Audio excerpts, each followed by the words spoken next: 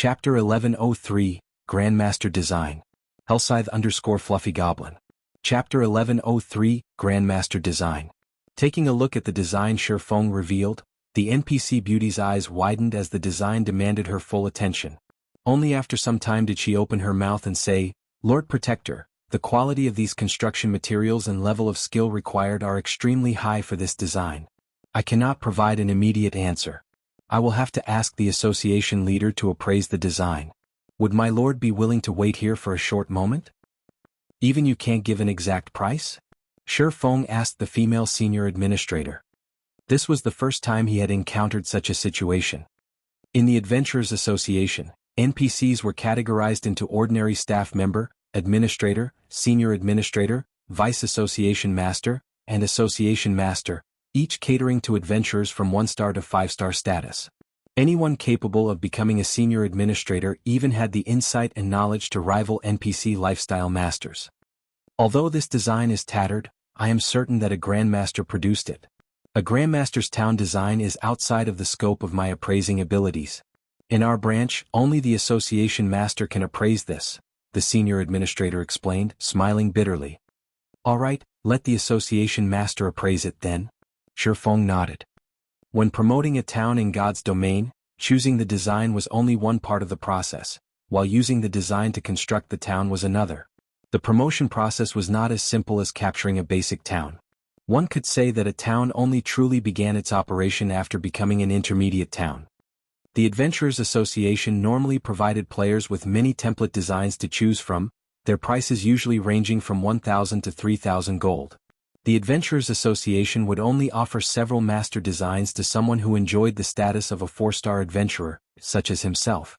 These templates could cost anywhere from 4,000 to 5,000 gold. Master designs were roughly 15% better than those of normal designs. Although 15% seemed like a small difference, it would be massively effective in an intermediate town. For example, when that bonus was used to increase the town's popularity among NPCs, a town which could originally gain 100 popularity points each day would gain 115 points with a master design. Normally, a lot of manpower and resources were required to gain that additional 15 points.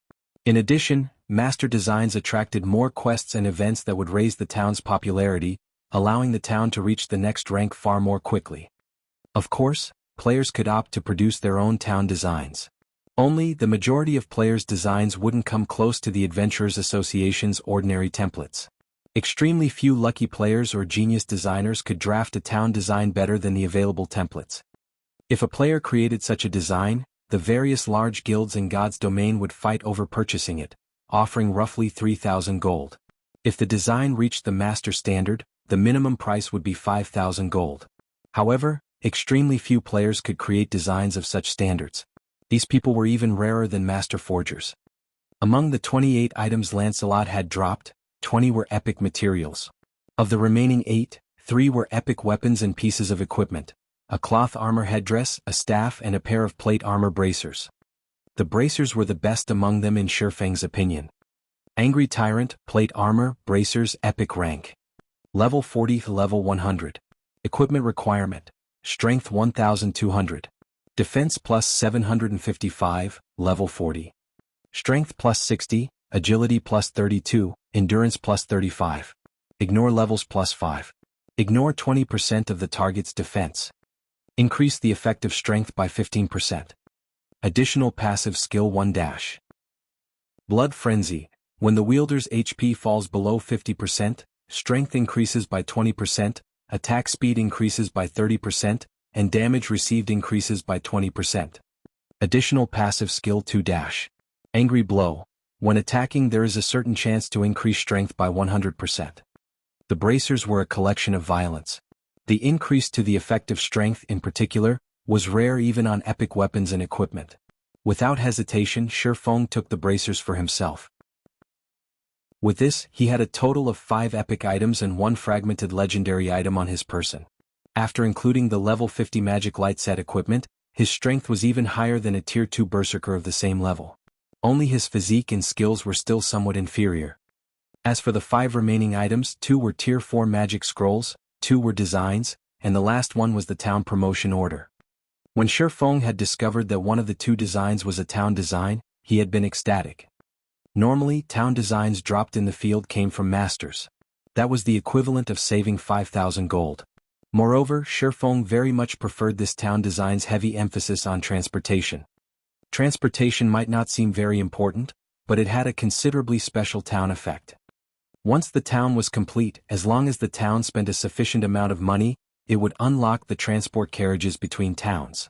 Not only could these carriages transport players, but they could also allow NPC merchants to reach the town more quickly. It was a design capable of enhancing the town's popularity among both players and NPCs. Now that he had confirmed that this was a Grandmaster design, Shifeng felt the Holy Land for players beckoning him. A Grandmaster design was 30% stronger than normal templates. In the past, even an ordinary Grandmaster design could sell for tens of thousands of gold, much less these designs at this stage of the game. Right now, Shifeng wouldn't sell the design even if he were offered 1 million gold. When Shifeng thought about the carriages that would soon travel back and forth from Stone Forest Town, his heart beat madly. At this stage of the game, mounts were extremely rare. The carriages could save players a lot of time when traveling to Stone Forest Town. Players would be far more willing to stay in Stone Forest Town. Even when mounts became popular in the future, how could a common mount compete with a carriage? Moreover, the carriage's speed was not always the same. Once Stone Forest Town became an advanced town, the carriages would upgrade to advanced carriages. Only with a mysterious iron mount could one match the speed of an advanced carriage. Once transportation was no longer a barrier, what player wouldn't want to visit Stone Forest Town? Setting aside the battle arena, now that Stone Forest Town had 3 magic towers, independent players could enjoy double the benefit of resting in a hotel. Right now, the town's hotels were only slightly less effective than private rooms in a guild residence. Normally, independent players could only dream of having this effect. With these 3 major conditions, Stone Forest Town would undoubtedly become a holy land for players. After Shifeng waited in the room for a short while, the NPC administrator returned to the room with his town design.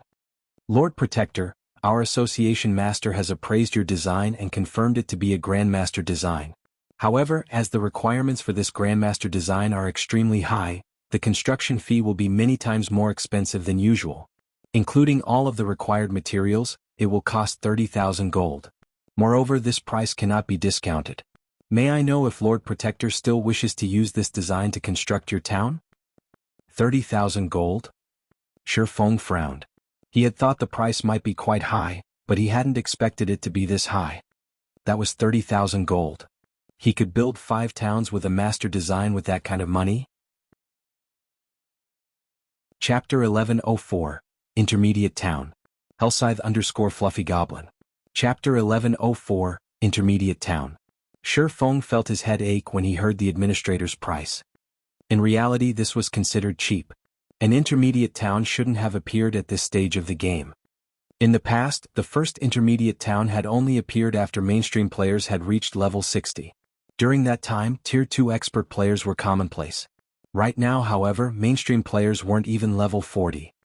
Guild mainstream players could earn money far more quickly at level 60 than level 40. Following which, Shifeng gave up on constructing his town and stored his Grandmaster town design before leaving the VIP room. Town reconstruction was only one of the benefits of an intermediate town. Reconstructing the town was not necessary to reopen it to the public. Currently, Shifeng lacked coins. Hence, he could set this matter aside for now. In any case, Stone Forest Town had already been successfully promoted to an intermediate town. The Grandmaster design wasn't going anywhere. He could simply operate Stone Forest Town as usual. It would not be too late to reconstruct the town after a few more days of earning money. In the Candlelight Trading Firm's second-floor lounge, Yuan Cheshin and Purple Jade both sat quietly inside the lounge. Uncle Yuan, I'm afraid that we'll have trouble completing this trade. For some reason, the evil energy in Stone Forest Town is gradually dissipating. It is only a matter of time before Stone Forest Town recovers. Zero Wing won't be interested in our conditions, Purple Jade said after she finished reading the information the secret pavilion had sent her. Smiling, she said, Blackwater, Heaven's Burial, and Pantheon have suffered greatly. Not only have they failed to obtain Stone Forest Town, but they have also lost all of the members that they had dispatched. This is the first time Pantheon has suffered such a massive loss since joining God's domain. They definitely have a mess to clean up. The relationship between the virtual gaming world's superpowers was not as peaceful as everyone thought.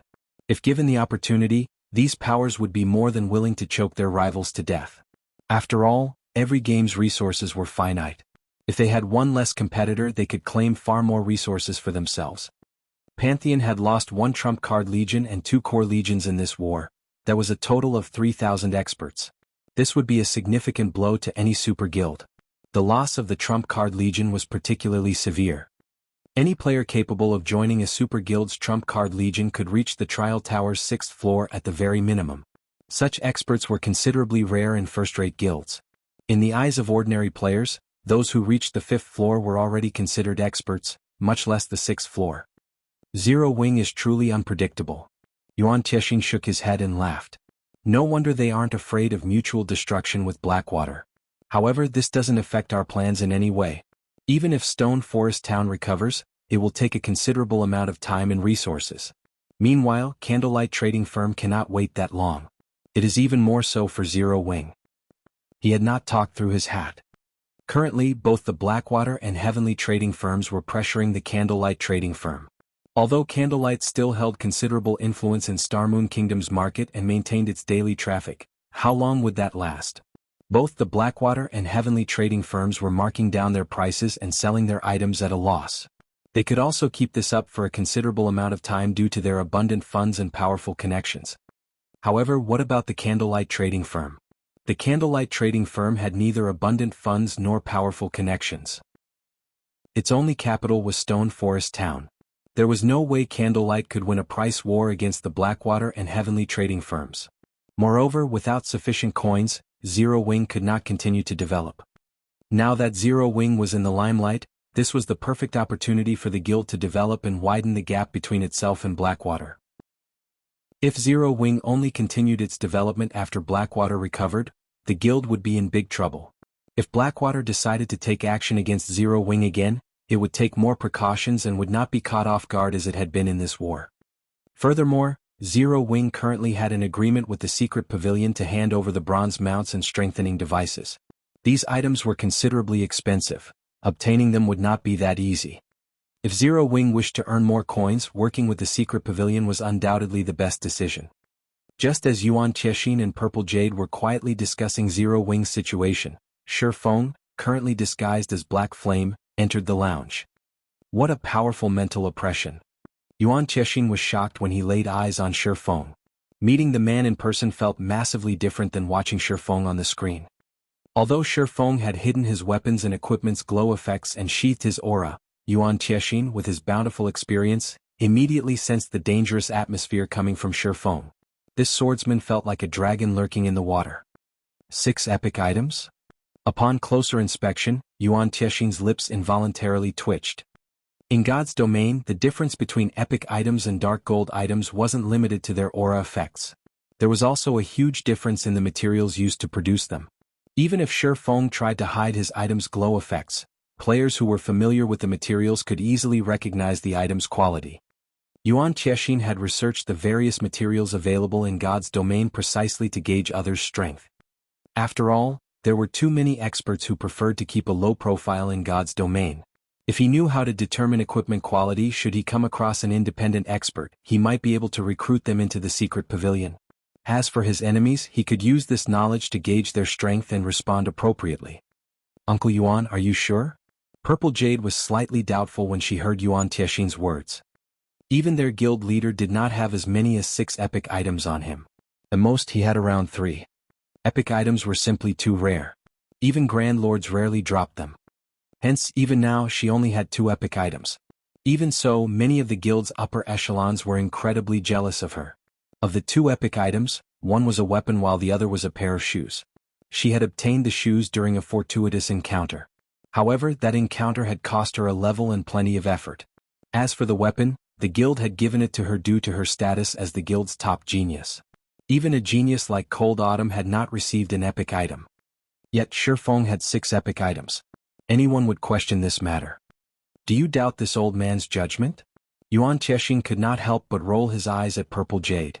Although he was no match for the little girl in terms of potential, he could rank among the top 5 in the guild when it came to judging item quality. 6 epic items. Is this the secret to Black Flame's strength?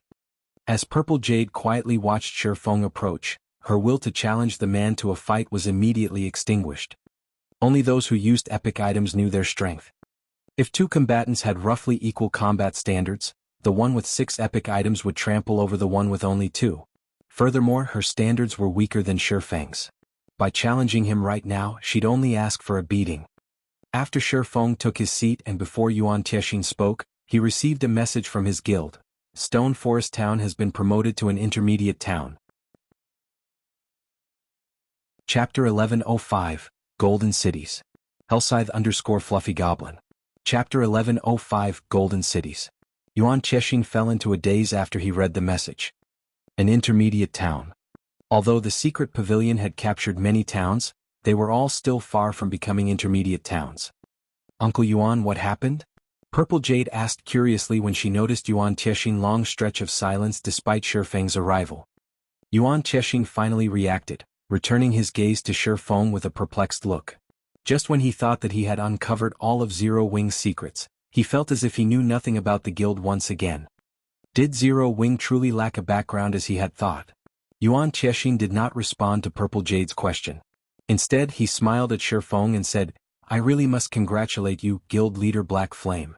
Not only did you defeat Blackwater, but you've also promoted Stone Forest Town to an intermediate town. Although Yuan Tiexian smiled, inwardly he was extremely frustrated. Now that Zero Wing ruled over an intermediate town, he had no choice but to place greater importance on the guild. An intermediate town occupied far more land than a basic town. It also had more features. If one called Stone Forest Town a mountain of gold when it had been a basic town, then as an intermediate town, it was a diamond mountain. Setting aside Stone Forest Town's proximity to the Stoneclaw Mountains, its battle arena alone could earn Zero Wing a fortune. Furthermore, plenty of companies would want to open their own virtual shops in the town. Previously, Stone Forest Town was as valuable as 4 or 5 basic towns. The town attracted many companies. Unfortunately, Zero Wing's asking price had been too high, causing many of these companies to shy away. However, now that Stone Forest Town had become an intermediate town, even a fool could see its value. Most likely, Zero Wing's previous conditions would no longer deter companies' investments. Tons of companies would definitely be willing to invest in the town regardless of the cost. Right now, Zero Wing did not lack coins, credits, or players. It had even earned its prestige. Zero Wing's future was limitless at this point. The conditions he had prepared to offer Zero Wing would most likely be of little interest to the guild now. Thank you, Shifeng replied politely. He then smiled and continued, if you have come to purchase the Magic Tower design, I'm sorry to say that Zero Wing has no intentions of selling it. Guild Leader Black Flame, you jest. The secret pavilion has already given up on purchasing the design. Instead, in exchange for constructing 1 magic tower for us, we would like to offer you high-potential lands in 5 major cities, each with player populations in the millions. How about it? Yuan Tiexian asked. After giving the situation some thought, rather than trying to obtain the magic tower design, he would opt for the next best thing. However, when Purple Jade heard this, she was shocked. How valuable were major cities' high-potential lands exactly? The various large guilds had already bought out these lands. They were impossible to purchase for a reasonable price, yet Yuan Tiexian had just offered 5 of the lands for 1 magic tower. Your offer is quite tempting. However, I have to refuse, Shifeng responded, shaking his head. These 5 plots of land were easily worth 30 or 40,000 gold in total at the moment. Moreover, their value would undoubtedly rise as time passed. Even if he rented these lands out rather than use them himself, he could earn a hefty sum. However, his magic tower design only had 2 uses left. Among them, he had agreed to reserve one for the Town of Beginnings. Even if he traded the remaining magic tower for 5 high-potential lands, the trade wouldn't profit the Candlelight trading firm over much. Shifeng's straightforward rejection stunned both Yuan Tiexian and Purple Jade. Obtaining these 5 plots of land was the equivalent of gaining an additional 5 million customers. Even a super guild's guild leader would pause to consider such an offer, yet Shifeng had rejected it without blinking. Purple Jade even began to wonder if Shifeng truly understood these lands' value. Why else would he refuse the offer so decisively? May I know how much guild leader Black Flame wants for a tower? Yuan Tiexian asked, gritting his teeth. The secret pavilion was determined to obtain the magic tower. The guild leader had specifically reiterated this in their conversations. I want lands in these cities. There are a total of 20 locations. I believe the secret pavilion should be capable of obtaining them. Shi Feng then revealed a list of several minor NPC cities. Most of these cities had populations below 100,000, with some as low as 30,000. These cities were also spread out, covering 11 kingdoms and 2 empires. When Yuan Tiexian heard that Shi Feng wanted 20 plots of land, he nearly cursed at the man. However, when he read the list and noticed that all of the names belonged to minor cities, he was stupefied. Even if he added all of the cities' player populations, the total was less than 2 million. Moreover, the lands in these locations did not have much potential. He could not fathom what was going through Shi Feng's mind. However, this was good news for the secret pavilion. Guild leader Black Flame, is this all that you want? Yuan Tiexian asked. He doubted that Shi Feng was so generous. Of course not. I still want a 20,000 gold construction fee. Seeing Yuan Tiexian's skepticism, Shi Feng had no choice but to state a more reasonable price. Truthfully, his price was quite high. Even Shi Feng thought that he was ripping off the secret pavilion. Although these 20 plots of land were not particularly expensive, they served a great purpose. However, even if he wanted to buy these lands himself, he could not. Other large and small guilds already occupied them. These guilds would only part with the lands at a reasonable price if an existence like the secret pavilion took action. In the past, these land cities had been known as golden cities. These cities had earned that name due to their proximity to high-level maps that provided diamond wood. Diamond wood was a rare type of wood in God's domain. It was specifically used to produce high-ranking boats. Even if diamond wood were used to produce a common speedboat, that boat standards would almost be on the same level as bronze speedboats. Hence, diamond wood had been incredibly popular among the various large guilds and seafaring adventurer teams. Unfortunately, diamond wood was extremely rare. Many kingdoms and empires lacked maps that provided the wood, including Starmoon Kingdom. Now that he had his own medium shipyard, he had to prepare. In the past, he hadn't had this opportunity. Now that the chance was before him, how could he miss it? Lands in these cities had sold for astronomical prices during his previous life. Back then, 50,000 gold had been the bare minimum to purchase one plot of land. Unlike ordinary materials, players could not store the wood meant for crafting boats in their bag space. Rather, players had to transport the wood at its full size. Moreover, even when the wood reached an NPC town or city, it was still considerably troublesome to transport the wood to its final destination. Of course, players could utilize teleportation arrays to transport the wood. Only the price of teleporting a single log was far higher than teleporting a player. In the past, the most common transportation method had been transport carriages. However, it would be foolish to transport a single log each trip. Hence, players usually stockpiled the wood before hauling it all at once. However, NPC towns and cities did not permit players to leave piles of items on the streets. If anyone dared to do so, their items would be confiscated immediately. Due to this, the various large guilds had needed warehouses to store the materials. To put it simply, guilds in the past had spent 50,000 gold to purchase warehouses for their diamond wood. Chapter 1106, Advanced Transport Carriage. Hellscythe_Fluffy Goblin. Chapter 1106, Advanced Transport Carriage. An additional 20,000 gold? For a moment, Yuan Tiexian fell into deep thought. Fine. However, once we make the payment, you need to begin the magic tower's construction immediately. Although the minor city's 20 plots of land and the 20,000 gold was slightly more expensive than the 5 high-potential lands in major cities, the latter's value had far more space to grow. That's fine. When the deeds for those 20 plots of land and the 20,000 gold arrive, we will begin the tower's construction. Shi Feng hadn't expected Yuan Tiexian to agree to his demands so quickly.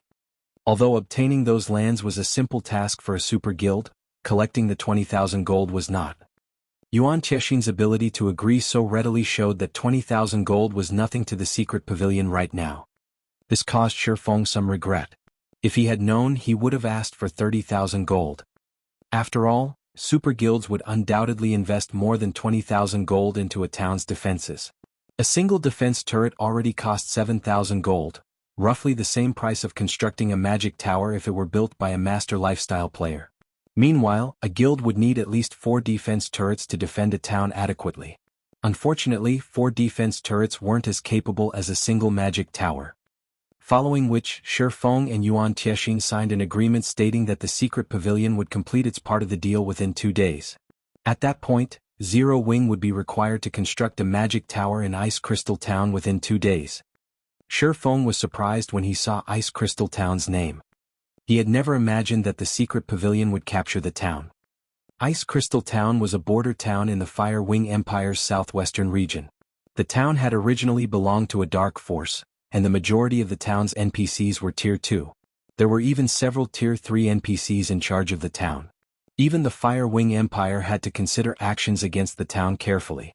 However, this town was precisely the reason that the Fire Wing Empire had given up on evicting the dark forces in the area. One could just imagine how difficult it would be for players to raid the town. Although Ice Crystal Town appeared ordinary, it was the closest town to the neutral map, Sunset Mountain Range. As a neutral map, the Sunset Mountain Range did not fall under the influence of any kingdom or empire. The map was also roughly half the size of a kingdom. As no kingdom or empire had ever developed the map, it had far more resources than the various kingdoms and empires. Moreover, many races lived in that map.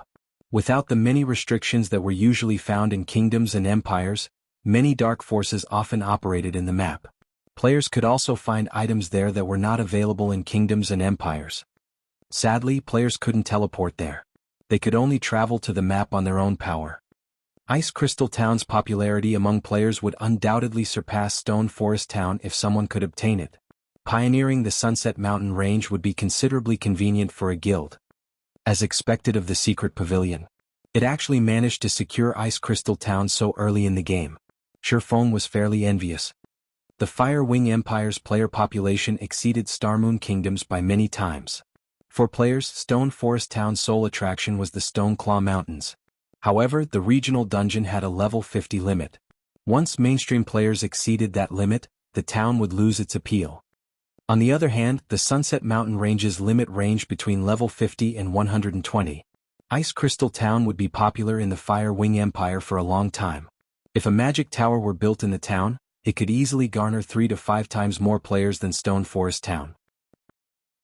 However, Shi Feng gave the matter little thought. Zero Wing was only starting to get on the right track. How could it possibly compete with a well-established guild like the Secret Pavilion? Moreover, he had earned a fortune through this transaction. Only he wouldn't see the profits immediately. Once his shipyard officially opened for business, those 20 plots of land would begin to show their true value. The high-level maps near those minor cities had yet to be developed. No one had noticed the benefit of constructing boats with rare wood yet either. Now was the perfect time to purchase diamond wood in bulk. Once he had trained enough lifestyle players, he would have collected enough diamond wood to mass-produce boats. Following which, Shi Feng bade Yuan Tiexing and Purple Jade farewell. White River City's Teleportation Hall. A constant stream of independent players teleported into White River City. Among them, many immediately set out to inquire about Zero Wing's residence, all of them wishing to join the popular guild. Big Sis Rain, is this really White River City?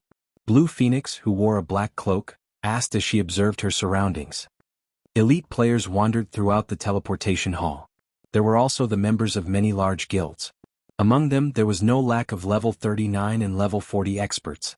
Meanwhile, outside the teleportation hall, many players hawked their goods, and their items were just as astonishing. Selling a level 35 secret silver plate armor chest piece. Find me for a private chat if interested. Selling a level 40 mysterious iron weapon. Only magic crystals accepted as payment. Watching the players sell weapons and equipment on the street, Blue Phoenix wondered if they had teleported to the wrong place. At this stage of the game, both level 35 secret silver equipment and level 40 mysterious iron weapons were considered high-quality items. Even in empires, very few players would willingly sell them, yet so many players did just that in White River City. It was simply inconceivable. Meanwhile, the various adventurer teams present were the most shocking. Many adventurer teams recruited members to head to the Twin Towers Kingdom. The minimum requirements to join these teams were to be level 39 and a full set of level 35 secret silver equipment. Applicants also had to be capable of reaching the Trial Tower's 4th floor. Players who met these criteria would be considered experts in a large guild. Phoenix Rain was also somewhat surprised. Even in Starmoon City, she hadn't encountered such a busy scene. This was the first time she had heard or seen one of a kingdom's major cities surpass the capital. After leaving the teleportation hall, Phoenix Rain quickly noticed a large number of advanced carriages moving about the streets. Hailing a carriage wasn't easy due to so many players fighting for their own. Why is Yuan Tianxin here? Just as Phoenix Rain was about to climb into an advanced carriage and head to the candlelight trading firm, she discovered two players atop mounts stopped before the teleportation hall's entrance. Both the man and the woman wore black cloaks. Although the cloaks prevented others from seeing their IDs and levels, as the two did not hide their appearances, those who knew them could recognize them easily. This was especially true for Phoenix Rain. When Phoenix Rain saw Yuan Tianxin enter the teleportation hall in such a hurry, her expression shifted. Yuan Tianxin was one of the secret pavilion's upper echelons. He was even one of the guild leader's closest confidants. Very few matters warranted a personal visit from him. The only reason she could think of that would demand Yuan Tianxin's attention was Zero Wing. How many secrets does Zero Wing have? Phoenix Rain could not help but reveal a bitter smile. Following which, Phoenix Rain dispelled the thought as she made her way to the candlelight trading firm. Shortly after Yuan Tianxin left, Shi Feng called Melancholic Smile to meet him. Of the two designs Lancelot had dropped, one was a town design while the other was for a transport carriage design. Chapter 1107, New Product Launch. Hellscythe_Fluffy Goblin. Chapter 1107, New Product Launch. Over 20 advanced forgers and engineers stood inside one of Candlelight's special forging rooms. These advanced lifestyle players had come at Shi Feng's call. As advanced lifestyle players, they were highly valued and had high statuses in any guild. However, when these 20-plus advanced lifestyle players entered the room, they all fell silent, fully focused on the ancient design spread out on the table. Guild leader, this is... Melancholic Smile rubbed her eyes, not daring to believe what she saw. The advanced transport carriage. Ordinary players might not have much use for this item, but to a manager of a trading firm, it was incredibly important. To her, the advanced transport carriage was worth far more than the bronze engineering locomotive. Not only could the advanced transport carriage transport a large group of players, but it could also transport more goods than the ordinary carriages that NPCs sold. Many important items in God's domain couldn't be stored in a player's bag space. Players were required to carry such items by themselves. The carriages NPCs sold or rented out could only support a few players. Even a bronze carriage could only carry 5 people at a time. And while a bronze carriage could carry plenty of items in its bag space, it could only carry a maximum of 10 items that couldn't be stored in a bag space. Most importantly, these carriages could only travel on official trade routes, which greatly limited their uses. Transport carriages, however, were different. As player-crafted items, they did not have many road restrictions. The basic transport carriage could already hold up to 10 players. In addition, its bag space was larger than NPC bronze carriages, and it could carry up to 30 non-bag items. It was also faster. Normally, non-bag items were very valuable, regardless of whether the items were for an NPC or to sell to other players elsewhere. Delivering such goods was the easiest way to make a profit. Merchant players would even fight over basic transport carriages if they were available on the market, much less advanced transport carriages. The advanced transport carriage could carry up to 20 people. Needless to say, its bag space was leaps and bounds larger than the bronze carriage. It could also carry up to 60 non-bag items. As for its speed, it could compete with mysterious iron mounts. If the candlelight trading firm could use advanced transport carriages, even if they didn't sell products and focused on logistics, they could make a fortune. Hence, how could Melancholic Smile contain her excitement? You've seen the design for yourselves. I hope that you start producing them quickly. As for the key material, I'll try to think of a way to obtain what you need. For now, start producing whichever parts you can, Shi Feng instructed, chuckling at everyone's dumbfounded expressions. While the advanced transport carriage was amazing, its required materials were extremely rare. The candlelight trading firm might be able to procure most of the required materials, but the main material, green ebony, was extremely difficult to acquire. Even Shi Feng could only think of a few places that produced this wood. Moreover, these locations were all very high-level maps. Even the lowest-leveled location was a level 60 map called Crying Ghost Ridge. Unfortunately, it was a neutral map, a forbidden land for current players. Only Tier 2 players would dare to grind there. However, for the advanced transport carriages, Shi Feng intended to make the trip. If he had transport carriages, he could open trade routes from Stone Forest Town to other NPC towns sooner than he had planned. Following which, Shi Feng had the advanced lifestyle players research the advanced transport carriages components, while he instructed Melancholic Smile to stay behind. After the others left, Shi Feng looked to Melancholic Smile and asked, "What's the situation with the Blackwater and Heavenly trading firms?" Before the war, both the Blackwater and Heavenly trading firms had waged a crazy price war with the Candlelight, hoping to push Candlelight out of Starmoon Kingdom's market while they whittled down Zero Wing's financial strength. Now that Blackwater and Heaven's Burial had suffered such a massive defeat, the two guilds would take some sort of action. This was especially true since Zero Wing urgently needed money. As you've guessed, they have reduced their prices again. They've dropped their light stones prices in particular. Right now they're selling each light stone for only 30 copper. They aren't even trying to cover their production cost now, Melancholic Smile slowly reported. For current players, light stones were a must-have item. They were also the Candlelight trading firm's most competitive product. Now that the Blackwater and Heavenly trading firms have lowered their prices to 30 copper, one could see how much the two trading firms hated Candlelight. At 30 copper, Blackwater and Heavenly couldn't even cover their production costs. Candlelight trading firm, however, could still make a profit due to their many advanced forgers. In addition, due to the special forging rooms, powerful flames and other support tools, Candlelight's production cost for light stones was only 20 copper. Since they want to play, let's humor them until the end. Sell the light stones for 25 copper each. We'll also start selling the exotic stamina potions. Shi Feng did not feel anything in particular about this situation.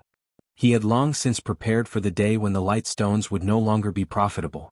After all, the light stones were a common product in God's domain. He was satisfied with the fortune he had already made off of them. Meanwhile, the exotic stamina potion he was about to launch was different. Candlelight had exclusive rights over the exotic stamina potion's recipe. Its price was also within ordinary players' budgets. This was definitely a must-have potion. Most importantly, this potion would become popular among gathering players. One of players' main sources of income in God's domain was gathering raw materials. However, players consumed far more stamina when gathering materials than in boss battles. Moreover, the rarer a material was, the more stamina players would consume.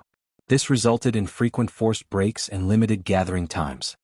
Once they released the exotic stamina potion, Shi Feng refused to believe that players, who preferred to gather materials rather than fight monsters, would pass this new product by. "I'll get it done right away." Melancholic Smile nodded excitedly.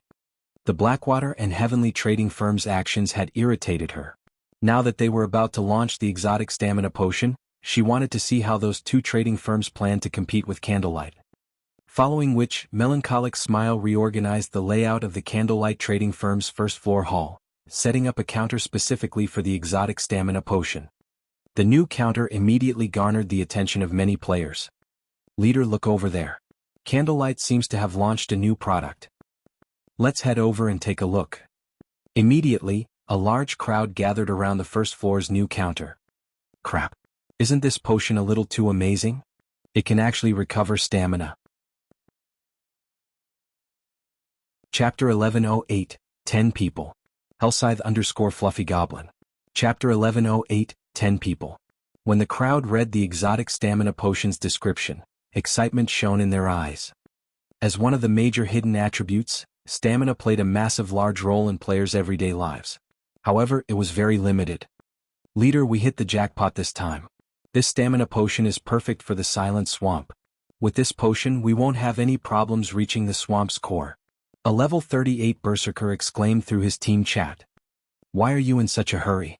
Let's take a look at the price first. If it's too expensive, I'd rather stick to grinding in the swamp's outer region," a level 39 shield warrior replied. However, although his tone was indifferent, anticipation flashed in his eyes. Inwardly, he hoped that the exotic stamina potion was too expensive. The Silent Swamp was a level 40 to level 50 high-resource map. However, as this map was a swamp, players consumed a lot of stamina while moving through it. Moreover, the deeper one ventured into the swamp, the more stamina they consumed. Hence, the various large guilds had avoided sending members there to level up. This provided an excellent opportunity for independent players like themselves to make money and level up quickly. Previously, on their team's first trip to the Silent Swamp, they discovered that the map was a land of treasures. They frequently came across rare minerals and herbs. Although there were a lot of monsters there, if one were careful they could walk away with a significant harvest. Unfortunately, during this period, more players headed to the Silent Swamp, causing their income from the swamp's outer area to plummet, yet they couldn't venture into the inner and core regions as their stamina consumption would be too severe. If they encountered monsters with nearly depleted stamina, they would undoubtedly suffer a team wipe. However, if they took too many breaks they wouldn't get far and their harvest would be quite small. If they could use this exotic stamina potion, they could reach the swamp's core and its abundant resources. At that time their daily income would skyrocket. Their team would also be able to gather enough money to equip everyone with mounts. By then they would earn the other adventurer team's envy. As this level 39 shield warrior was occupied with his thoughts, the other independent players surrounding the counter calculated their own potential gains and losses. Quickly look. The pre-sale price is out. Did Candlelight list the wrong price? There must be a mistake. How can the exotic stamina potion be this cheap? The players in the hall cried out in shock when they saw the pre-sale price. The mana mixture the Blackwater and Heavenly trading firms sold only had a duration of 2 hours. The exotic stamina potion on the other hand lasted 10 hours.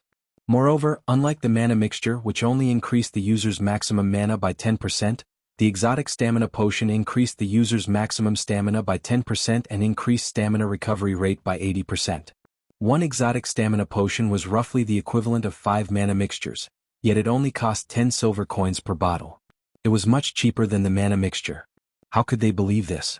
However, even after some time the NPC manning the counter did not change the price. This situation drove everyone crazy as they panted and stared at the exotic stamina potion sales timer.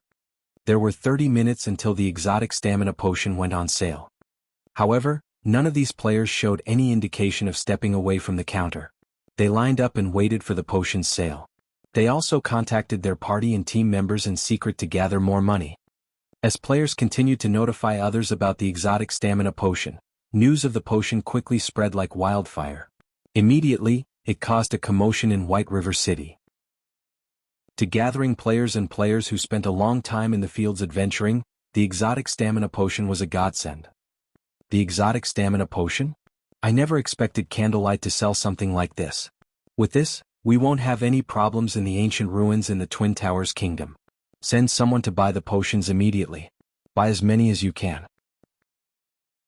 The various guild elite teams preparing to head to the Twin Towers Kingdom promptly made their way to the Candlelight trading firm after receiving the news.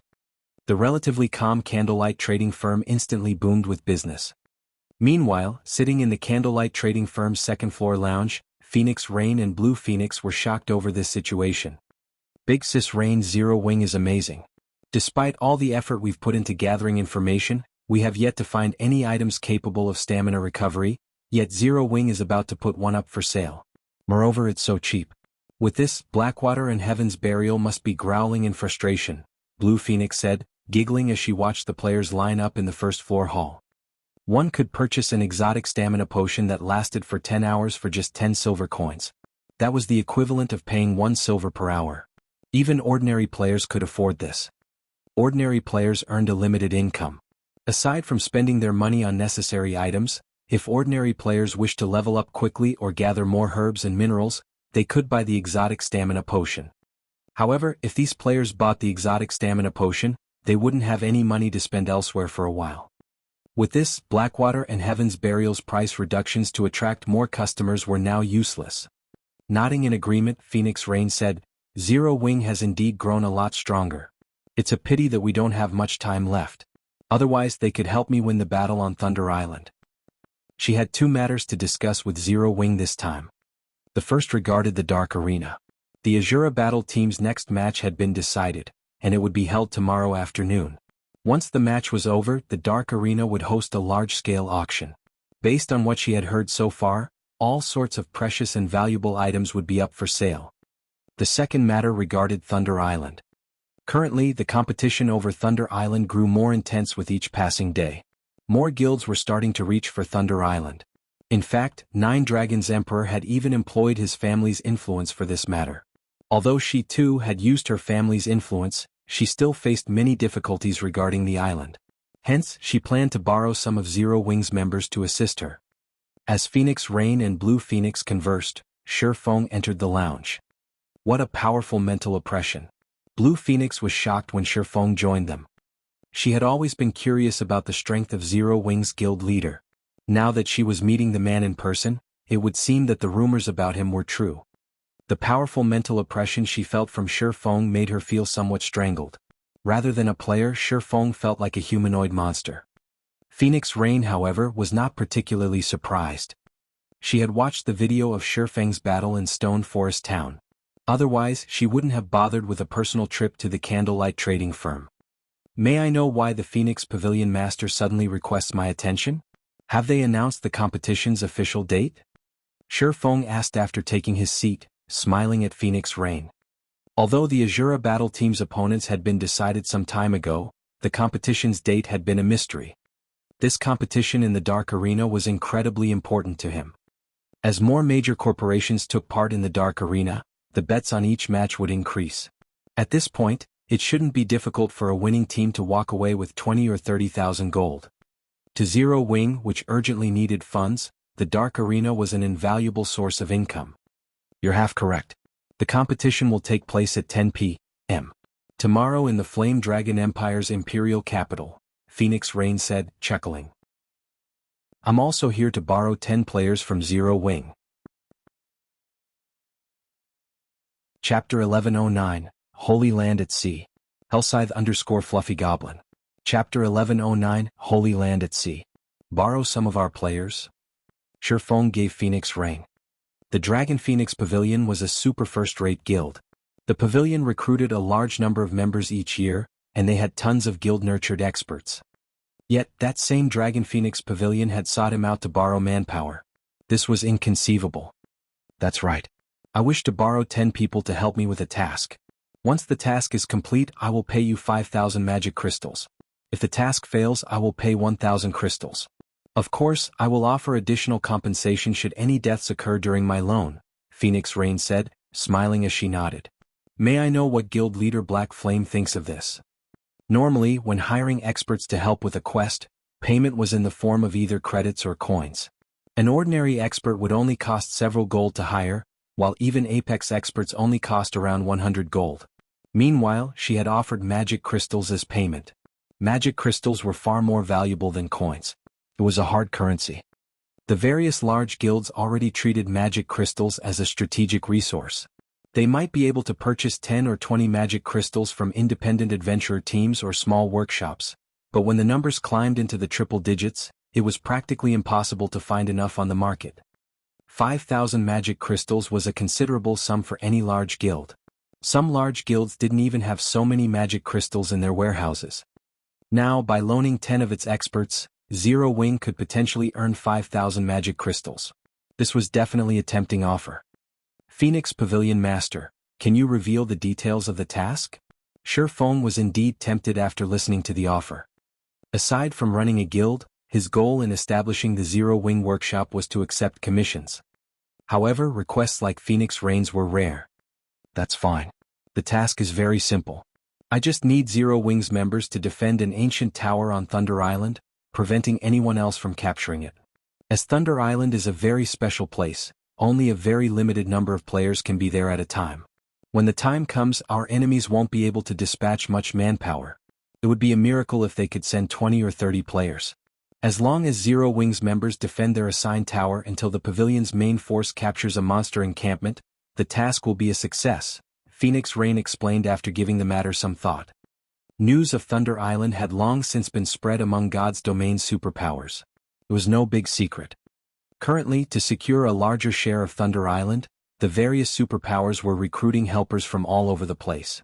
Some had even hired extremely powerful independent players. This was all due to the unique conditions to capture Thunder Island. It was not an issue that could be resolved with a large army. Rather than quantity, one needed quality. Hence, she was asking for Zero Wing's help. Zero Wing had performed magnificently in the Dark Arena. Its members definitely qualified to take part in the battle on Thunder Island. In addition, she had found plenty of Apex experts elsewhere. Although she might not occupy Thunder Island exclusively, she should have no problems taking control of a small portion. When the initial skirmish was over, her next step would be to fight the other super guilds slowly. Thunder Island? Information about Thunder Island immediately surfaced in Shifeng's mind. Thunder Island was in an extremely dangerous sea zone. That zone was known as the Sea of Death. One could find plenty of treasures and fortuitous encounters in the Sea of Death. There were even numerous ancient ruins in the zone. The abundant resources in the sea zone surpassed imagination. Thus, many maritime adventurer teams often explored the Sea of Death.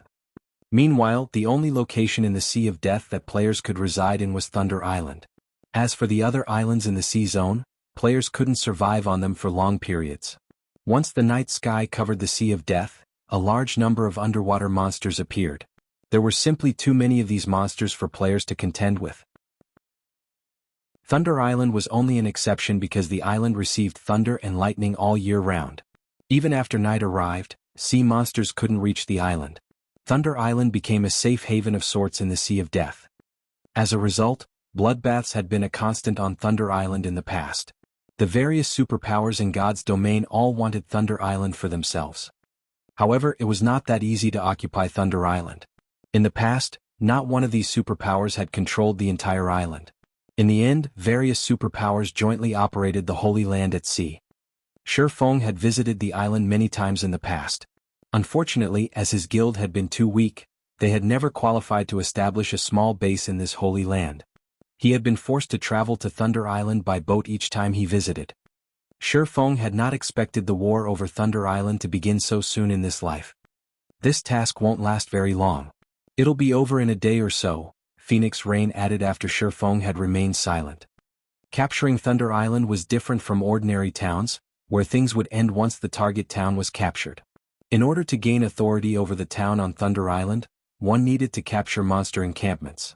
The more encampments one captured, the more authority one could utilize.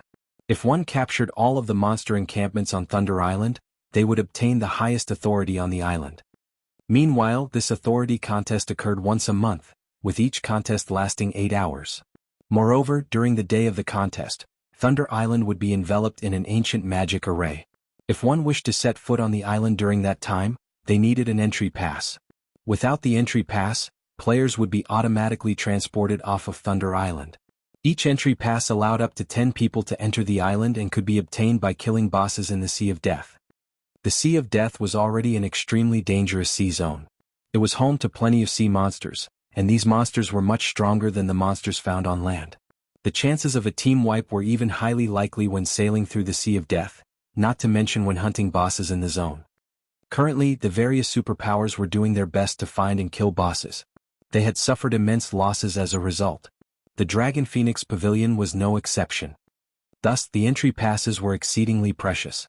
These superpowers could not invite ordinary experts to take part in the contest. They would take as many apex experts to the island as they could. Only by doing so could they utilize the entry passes to their fullest potential. After pondering the situation for some time, Shifeng looked at Phoenix Rain and asked, "May I know how many entry passes Phoenix Pavilion Master has right now?" Hearing Shifeng's question, both Phoenix Rain and Blue Phoenix were stunned. The various superpowers were keeping a tight lid on the entry passes. They had never imagined that Zero Wing would know about this as well. However, when Phoenix Rain thought back to her encounter with Yuan Tiexin, she understood. Although the secret pavilion was not one of the superpowers contesting over Thunder Island, the latter possessed a powerful information network. It was not all that surprising that Shifeng knew about the entry passes. Your information network cannot be underestimated. I won't hide it from you. I currently have slightly over 20 passes. In other words, I can bring over 200 people to compete for prominence on the island, Phoenix Rain said, smiling. Are you interested in a piece of this pie as well? Although she would not underestimate Zero Wing, those involved were God's domain superpowers. They were on an entirely different level compared to Zero Wing. With how few experts Zero Wing employed, the guild would not survive long on Thunder Island. Chapter 11:10, Contesting over Monster Encampments. Hellscythe_Fluffy Goblin. Chapter 11:10, Contesting over Monster Encampments. Shifeng shook his head when he heard Phoenix Rain's question. Contrary to Phoenix Rain's assumption, he was not particularly interested in Thunder Island. Phoenix Rain found Shifeng's response reasonable. If Feng truly understood the situation on Thunder Island, then he knew how fierce the upcoming contest would be. There were already 3 super guilds participating in the contest, not to mention super first-rate guilds. Moreover, the upcoming fights wouldn't be minor.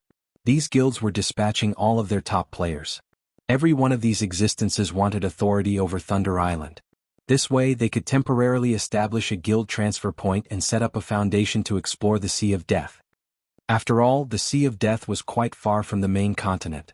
Even if players traveled from the nearest coastal town on a speedboat, they would have to sail for over a day to reach the Sea of Death. On their way to Thunder Island, players would also have to venture through a dangerous sea zone. One also needed a sufficiently powerful naval fleet to participate in the contest. Sea monsters were more powerful than land monsters, not to mention boss-ranked sea monsters.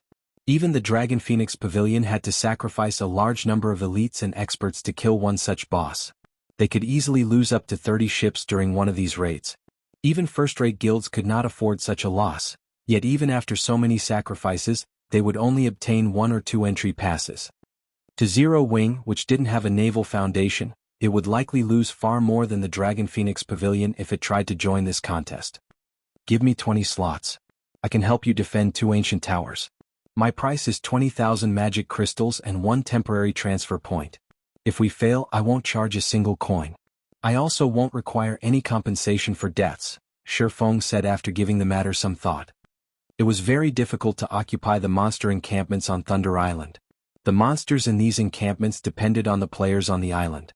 These monsters were generally chieftain rank and above. Before players reached Tier 2, the bosses defending these encampments would be fixed as Grand Lords. Including the risk of ambushes by other guilds, the difficulty of capturing an encampment was obvious at a glance.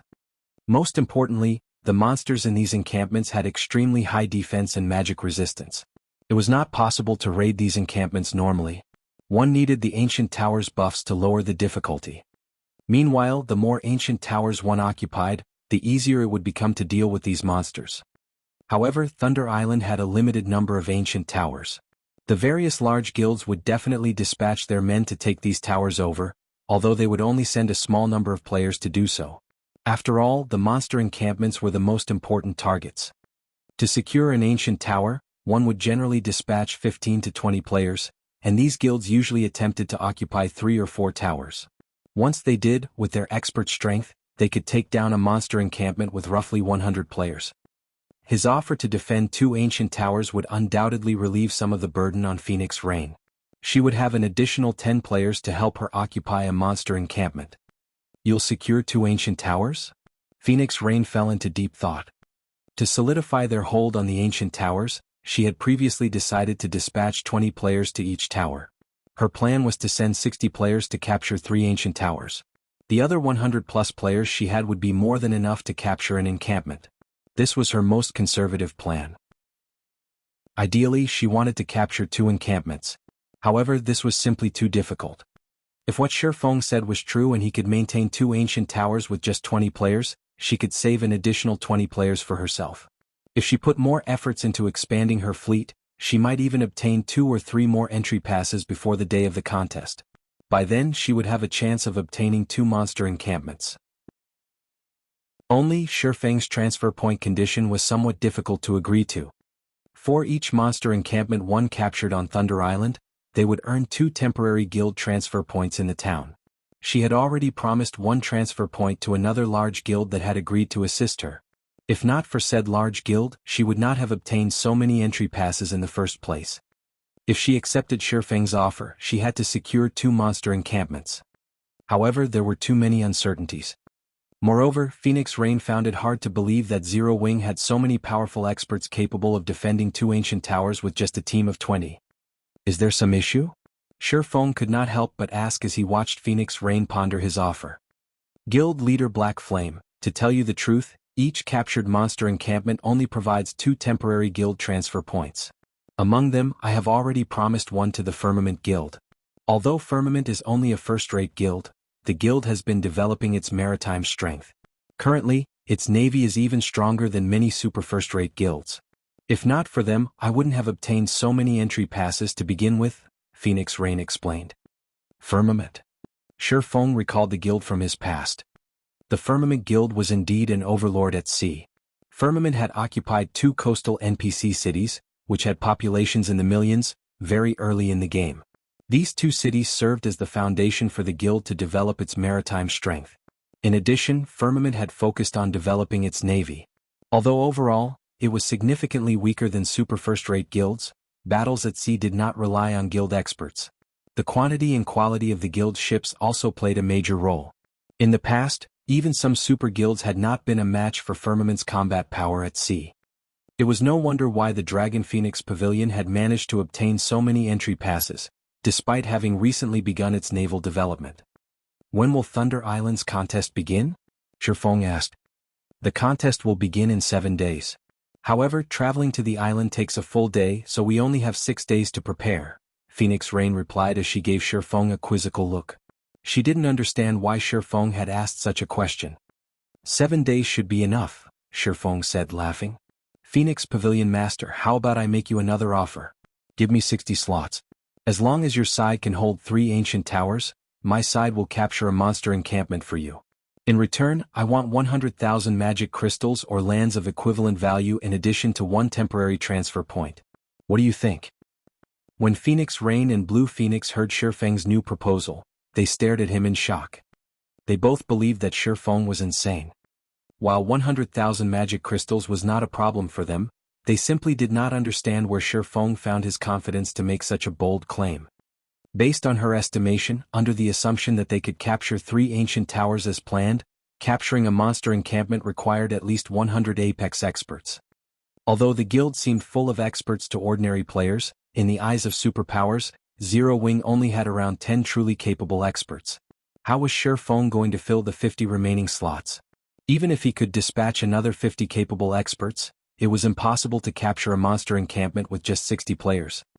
Phoenix Pavilion Master, you originally planned to capture only 1 encampment, right? You should know that the likelihood of capturing a second is quite low. Even if you allow Zero Wing to fight for the second encampment, I'm sure you won't suffer much loss. If you are still not sure, I can sign an agreement. If Zero Wing fails to secure the second encampment, we will pay 100,000 magic crystals. How about it? Chapter 11:11, Improving Strength. Hellscythe_Fluffy Goblin. Chapter 11:11, Improving Strength. Shifeng's words stunned Phoenix Rain and Blue Phoenix. 100,000 magic crystals was not a small amount. Even the Dragon Phoenix Pavilion would not casually play with such a large amount. They never thought that Shifeng would be so confident of capturing a monster encampment.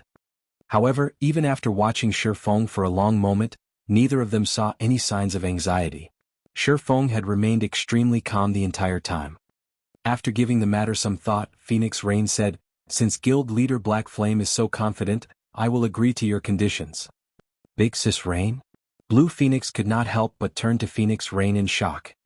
Setting aside Zero Wing's confidence in capturing a monster encampment, losing 60 slots would be a major problem for the Phoenix Pavilion.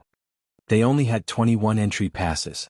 After deducting Zero Wing's 60 players and the 60 players required to defend the ancient towers, they only had 90 remaining slots. Even if they were lucky and obtained another 3 passes in the next few days, attempting to capture a monster encampment with only 120 experts was risky. In the off chance that Zero Wing failed and their side was targeted by other guilds, it was possible that they might end up with nothing at all.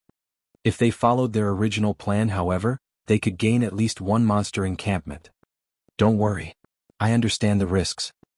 Phoenix Rain did not bother to explain herself to Blue Phoenix. She signed an agreement with Shifeng. As long as Zero Wing captured a monster encampment and secured it until the end of the contest, Phoenix Rain would pay 100,000 magic crystals and 1 temporary guild transfer point on Thunder Island. After both sides signed the contract, Phoenix Rain left the lounge with Blue Phoenix. As they climbed into the advanced carriage, Blue Phoenix couldn't hold it in any longer. Big Sis Rain, isn't this move a little too risky? 9 Dragons Emperor's group is capable of taking at least 1 monster encampment down. If we end up with nothing, we won't have leverage against 9 Dragons Emperor. Phoenix Rain was clearly able to reach a draw with 9 Dragons Emperor, yet she had intentionally chosen a more dangerous path. This was completely different from how Phoenix Rain normally operated. Blue, what you're saying is correct. If we follow according to the original plan, we could end in a draw, Phoenix Rain said, chuckling. However, even if Black Flame hadn't suggested such a risky endeavor, when the time came, I would have split our forces to capture 2 monster encampments. I wonder if Black Flame suggested such a crazy plan because he prediction my intentions. In any case, I won't lose anything by agreeing to his proposal. On the contrary, Zero Wing will share the price of failure with us, but that price is more severe for them. Moreover, I am also very curious as to why Black Flame is so confident of taking down a monster encampment with just 60 Zero Wing members. Phoenix Rain's words rendered Blue Phoenix speechless. Phoenix Rain had made such a risky decision simply to sate her curiosity. How was she any different from Zero Wing's guild leader, Black Flame? In the quiet second-floor lounge in the Candlelight Trading Firm. Shortly after Phoenix Rain left, 2 unparalleled beauties entered the room, confusion and helplessness filling their eyes as they gazed at Shifeng. Guild leader, this is a battle between God's domain superpowers. Their strength is on an entirely different level. Aren't we taking too large of a risk for 100,000 magic crystals? Aqua Rose asked, her head aching. Before encountering the secret pavilion simulation training system, she had assumed that there was only a small difference between first-rate guilds and super guilds. However, after training in the system for some time, she finally realized that super guilds were in an entirely different world. Of the secret pavilion's trainees currently in the simulation training system, a large number were already in the refinement realm. One could just imagine how many refinement realm experts the secret pavilion had, much less other super guilds. In comparison, excluding Shifeng, Zero Wing only had 3 people in the refinement realm: Fire Dance, Violet Cloud, and Gentle Snow. While this might be a powerful force in first-rate guilds, this was a paltry amount in the eyes of super guilds. Of course, aside from combat standards, other factors also affected battles with other players such as combat experience, weapons, equipment, skills, and various tools. Why would super guilds' apex experts lack any of these? In the end, the battles would come down to combat standards. Gentle Snow nodded in agreement with Aqua Rose's views. Initially, she had been astonished. She had never imagined that not only did Zero Wing possess a close relationship with the secret pavilion, but even the Dragon Phoenix Pavilion's pavilion master had traveled so far to seek the guild's aid. Superpowers upper echelons like these even looked down on the guild leaders of first-rate guilds. Although only a single rank separated the 2 guilds, interactions between them were unheard of. Someone of Phoenix Rain's rank making a personal visit to anything less than a super first-rate guild was practically a dream. Don't we have 7 days? Shifeng shrugged nonchalantly. I just so happen to be free for the moment. I'll help you all train for a bit. Train? Really? Guild leader, you must keep your word, all right? Gentle Snow was confused. Aqua Rose, who stood beside her however, rejoiced when she heard this. Every time Shifeng took them out to grind monsters, not only would their levels rise rapidly, but if they were lucky, they would also get to upgrade their already excellent weapons and equipment. The guild's core members always hoped that Shifeng would lead them. However, we can't have too many people this time. It is very dangerous where we are going. We'll take a team of 20 at most. I understand.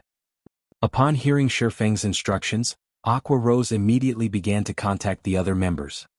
Since Shifeng's goal was to help improve the guild's top combatants, she only contacted the top-ranking players within the guild.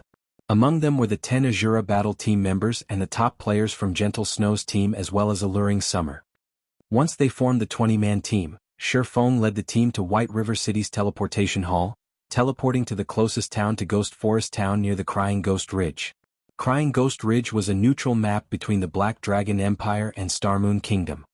Although Ghost Forest Town was a border town, it was void of players. The nearby maps were all level 60 and above. The monsters here were simply too high-leveled for current players. If one did not wield weapons or equipment that had the ignore level attribute, grinding here was impossible. Furthermore, monsters past level 50 underwent a qualitative transformation. Even level 50 common monsters were significantly stronger than level 45 elite monsters, much less level 60 monsters. It also took nearly 14 hours to reach the Crying Ghost Ridge from Ghost Forest Town on foot. Players simply had no reason to visit the town. However, when Shifeng's team arrived in the town's teleportation hall, they discovered another team of players. Moreover, every player within this team was very high-leveled. They were all level 40 and above. Their weapons and equipment were also off the charts. Most frighteningly, these people were all independent players. The instant Shifeng's group appeared, these players all shifted their gaze towards Shifeng and his team. Their cold killing intent could be felt from over 100 yards away.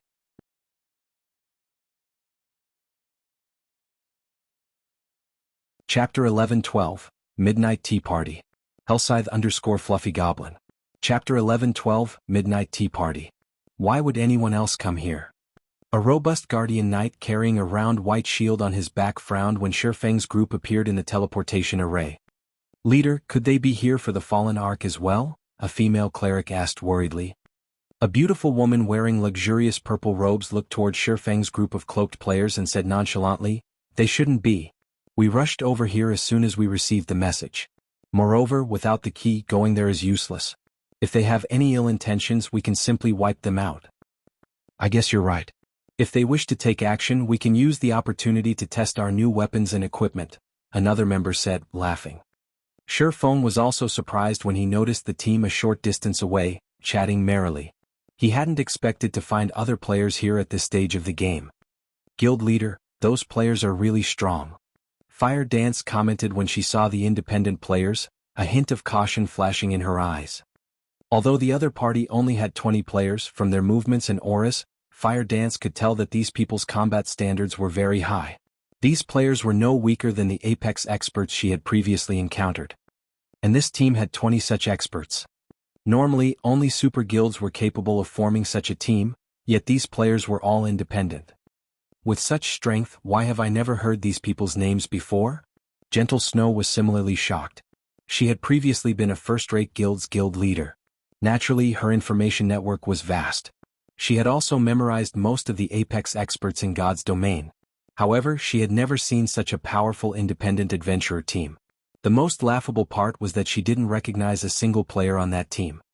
From what I can remember, the only adventurer team with this level of strength has to be Owl, the team that joined us in Titan City. When Aqua Rose saw this 20-man team, she could not help but recall Owl. In her opinion, Owl was one of the most powerful adventurer teams in God's domain. She had never imagined that she would encounter another team of such caliber. Guild leader, should we make their acquaintance? Independent teams were different from guilds. They might be able to recruit this adventurer team to Zero Wing. Even if they failed to do so, it wouldn't hurt to know such a powerful adventurer team. In the event that they needed more manpower in the future, they could request these independent players' help. After all, apex experts were extremely rare in God's domain. Gentle Snow nodded in agreement. If they could recruit these players to Zero Wing, it would undoubtedly push the guild to a whole new level. They would also have more confidence in the contest on Thunder Island. Forget it. We have more important matters to deal with right now. We'll get acquainted with them if there is a chance in the future, Shifeng said, shaking his head. While this adventurer team might be foreign to Aqua Rose and Gentle Snow, Shifeng could not be more familiar with them. This adventurer team was the famous Midnight Tea Party. The team maintained a member count of 20 players. In terms of combat power, even super guilds feared them. However, as the Midnight Tea Party did not bother to claim territory of their own and refused to operate under anyone, the various super guilds had tried to recruit the team in the past. Unfortunately, no one ever succeeded. However, what surprised Shifeng was that he found a familiar face among the group. Endless Scars. Shifeng had never imagined that the once mythical existence would be a member of the Midnight Tea Party during God's domain's early stages. If the public had learned of this in the past, everyone would have been shocked. Although members that left the Midnight Tea Party had gone on to their own great achievements in the past, none of them had ever been as successful as Endless Scars.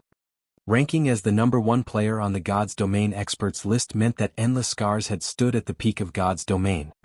Yet, when Shifeng thought about how Endless Scars' status as one of the Blackwater Corporation's representatives, his head started to ache. The Blackwater Corporation's background was extraordinary. If Endless Scars joined Blackwater and became one of its leaders, he did not dare to imagine what kind of future awaited the guild. However, Shifeng had never heard of Endless Scars joining Blackwater in the past. She had gone solo throughout her entire career in God's Domain. Following which, Shifeng led his team into an NPC shop to stock up on food and beverages.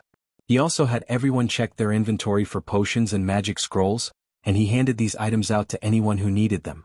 After everyone rested, they rode their mounts to the neutral map Crying Ghost Ridge. The journey that typically required 14 hours only took Shifeng and the others 4. Moreover, the group didn't encounter a single monster attack on their way, surprising them all. There were level 60+ monsters all over the place, and they were only level 40+ players. The massive level difference would allow monsters to detect them easily, yet none of the monsters attacked them during their journey. What these players did not know was that Shifeng knew this terrain like the back of his hand. He knew which paths were safe and which were not.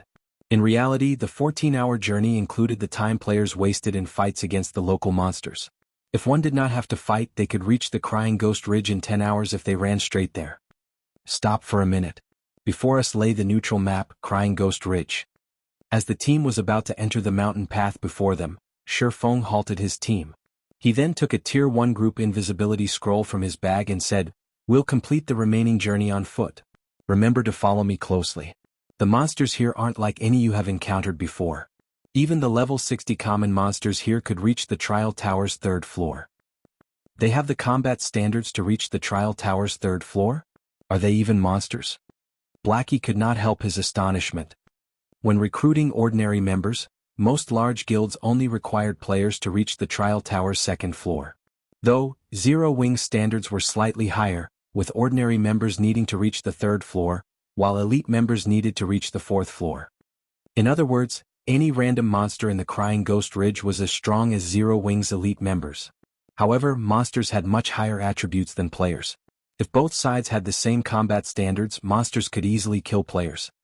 Everyone's relaxed expressions immediately vanished, and they began to move cautiously. At the same time, they were very curious about why Shifeng had led them to such a dangerous location. Following which, Shifeng activated the group invisibility scroll. As long as they did not attack or receive any attacks, they would remain invisible. The group invisibility scroll's only drawback was that it would reduce the affected player's movement speed to 80% and its duration was only 10 minutes. Shortly after Shifeng's team entered the Crying Ghost Ridge, another group of players arrived before the ridge on their horses. "There are too many monsters on the way here. We really are lucky that leader has the Beastmaster's breath as a deterrent. If that other team came this way, they would be stuck fighting those level 60 monsters for hours. By the time they got here, we'd already have the fallen Arkansas." The Midnight Tea Party's members could not help but laugh. They had only braved the journey here because their team leader had the Beastmaster's breath. Otherwise, they would have waited until they reached level 50. Something's not right. Look at those hoof prints. When one of the rangers used his investigation skill, he discovered hoof prints around the mountain path's entrance. He was shocked. The prints look quite fresh and there are a lot of them. What?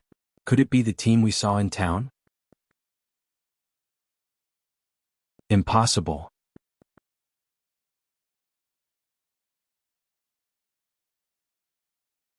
Chapter 11-13, Foreign Races. Hellscythe_Fluffy Goblin. Chapter 11-13, Foreign Races. When the Midnight Tea Party's members noticed the hoof prints, their expressions grew tense. The Crying Ghost Ridge was a level 60 to level 75 map. To current players, this place was a forbidden land. If not for their interest in the fallen Ark inside the ridge, they would not have bothered coming here at all. Even if they were trying to avoid contact with large guilds, they would only level and quest in level 55 or so maps. Why wouldn't they be surprised to find hoof prints from other mounted players? Breeze Wine, the Midnight Tea Party's leader, turned to T, a delicate, pretty assassin in white clothes, and ordered, "Wave, scout ahead and see how many people they have and how far ahead they are." The assassin class was not only skilled in the art of assassination. These players were also talented trackers. If an assassin's tracking skill were a high enough level, they could even determine general information of the other party through their footprints. For example, the white-clothed assassin had leveled her tracking to Tier 1, level 9. At this stage of the game, an assassin with the skill at Tier 1, level 2 was already impressive. After all, it was not a commonly used skill. "Leave it to me." The pretty assassin called Netherworld Wave nodded. She then jumped off her massive avian mount and checked the hoof prints. As for the rest of the team, they also dismounted and sat to rest. Although they had ridden their mounts the whole way here, several hours of riding was a burden on their stamina. By sitting to rest, they could recover some of the lost stamina. There are 20 sets of prints. It should be a team of level 40 and above players. The prints are less than half an hour old. However, the team's trail disappears after reaching the path's entrance, Netherworld Wave reported.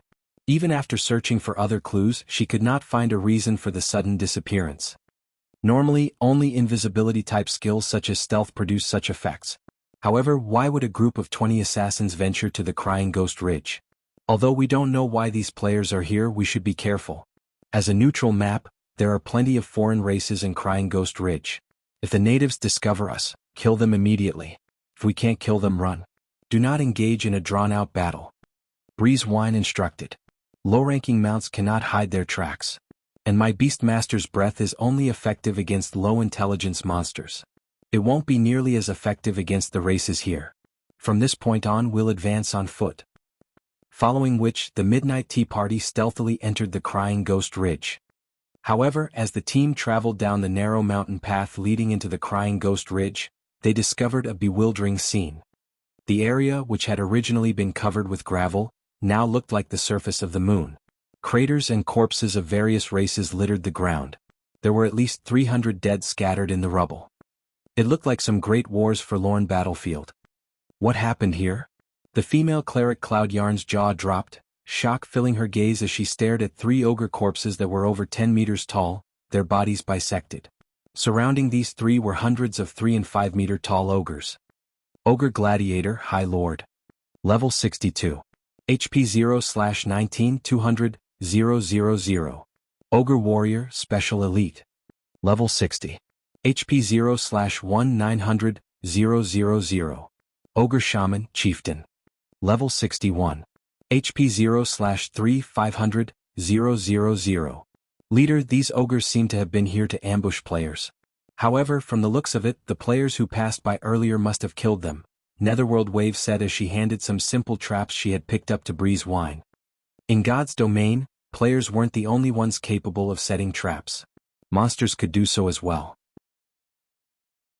As for foreign races that had higher intelligence than monsters, setting traps was common. Though there were differences between the traps the various races set. For example, simple-minded races like ogres were only capable of setting very primitive traps. Perceptive players could easily avoid them. Just who are those players? Breeze Wine could not help his joy when he saw the ogre corpses. Among the hundreds of ogres, there were 3 level 62 ogre gladiators and over 30 ogre shamans, which were healers. Even their adventurer team would suffer casualties if they fought such a powerful force. However, he could not find a single trace of a player's resurrection on the battlefield. Thank goodness we arrived after those people. Otherwise, we would have had a hard battle, Cloud Yarn said, sighing in relief. Leader, I found the team's tracks. It seems like they're heading towards the Fallen Ark as well. Dark War, a ranger wielding a short bow, said as he pointed towards the dead forest ahead of them. This is interesting. Endless Scars smiled faintly as she examined the sword marks on the ogre gladiators. Leader, let's move out. If we waste too much time here, the monsters might respawn. Alright, let's go, Breeze Wind said as he gestured with a hand. The team then followed the tracks. Meanwhile, deep in the Crying Ghost Ridge's dead forest, Sher Feng and the others faced off against an army of trolls. Wave after wave assaulted the team.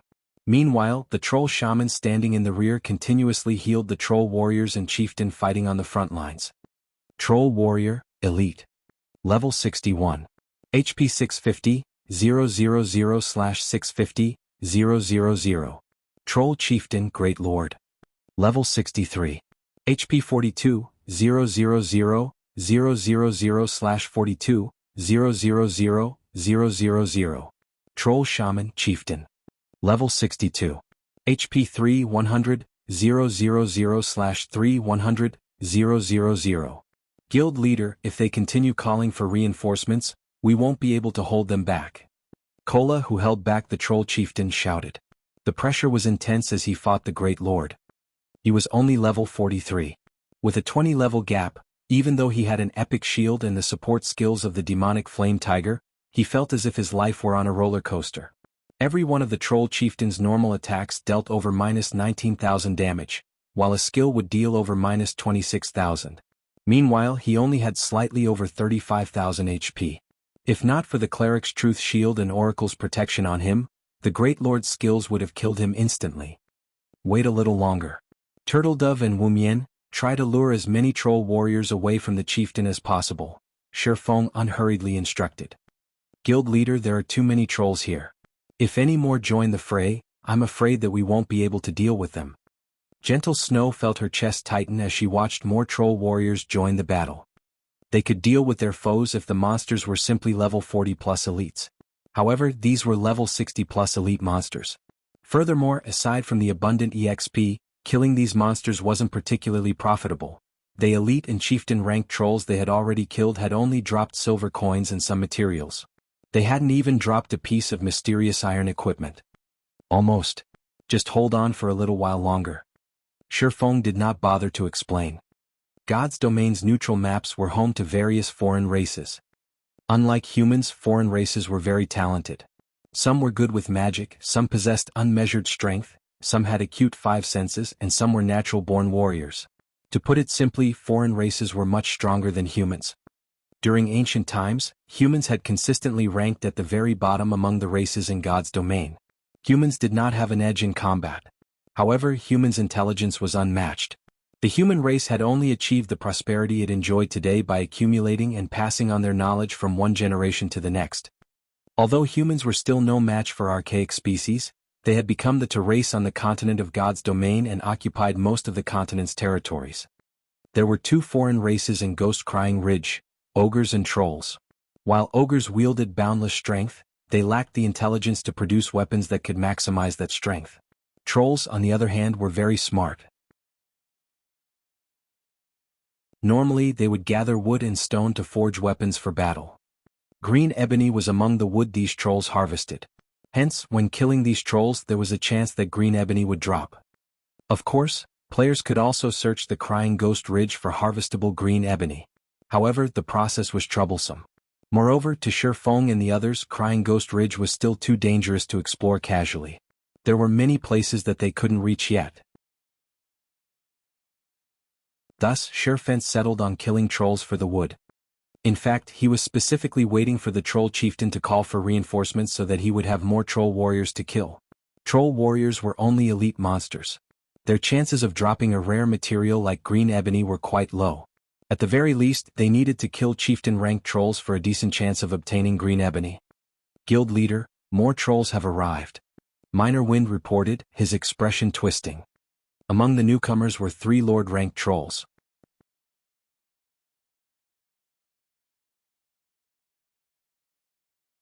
Chapter 11:14, Advanced Technique. As soon as Minor Wind finished his report, the team heard crashing from the nearby forest as one tree after another fell to the ground. Suddenly, 3 3-meter-tall figures jumped into the clearing.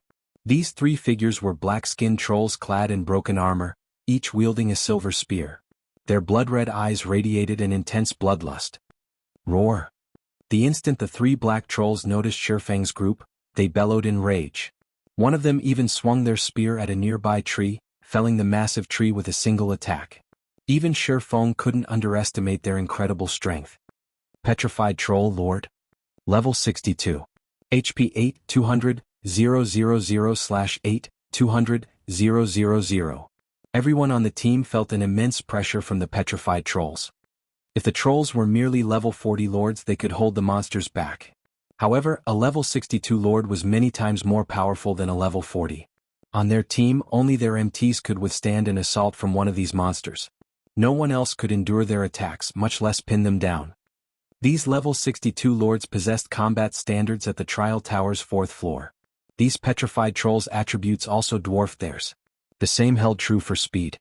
In addition, lord-ranked monsters were generally resistant to control skills. If they could neither outrun nor control these monsters, just how were they supposed to fight against the petrified trolls? Feng's expression was just as serious as the rest of his team. What rotten luck. It's even capable of summoning petrified trolls. The troll chieftain surprised Feng. Unlike ordinary trolls, petrified trolls had petrification runes carved all over their bodies, which made their skin harder than even steel. They were also monstrously strong. They were famous for being difficult enemies.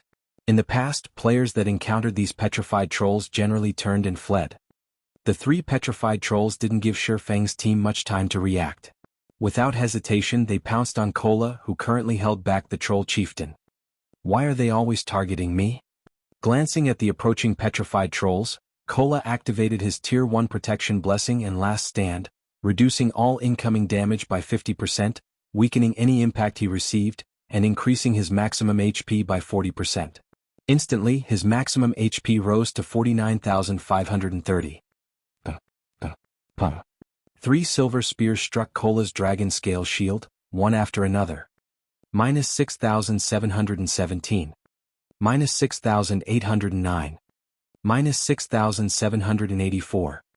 Following which, the troll chieftain brandished its massive red greatsword and slashed at Kola. Tier 3 skill Storm Rage. Quickly adjusting his footwork, Kola lifted his shield just in time to block the attack coming from his side. Meanwhile, the distant violet cloud quickly cast a truth shield on the guardian knight. Boom. When the troll chieftain's greatsword crashed into the dragon scale shield, dazzling sparks flew as a loud boom resounded through the dead forest. Everyone felt the shockwave from the impact. As for Kola, numerous deep cuts ripped apart the ground around him. The truth shield on Kola shattered as the guardian knight was thrown, only stopping when he crashed into a large tree. The wood splintered upon impact. Minus 19,678. What a powerful move. Everyone gasped at the power of the troll chieftain's attack. If not for Kola activating Protection Blessing and Last Stand beforehand, he would have died instantly. After witnessing this assault, the team finally understood that these trolls were far from ordinary. The trolls could actually coordinate their attacks. It was also obvious that the troll chieftain had already planned this, saving its ultimate move to deal a final blow. Unfortunately for the trolls, Kola was Zero Wings number 1 MT.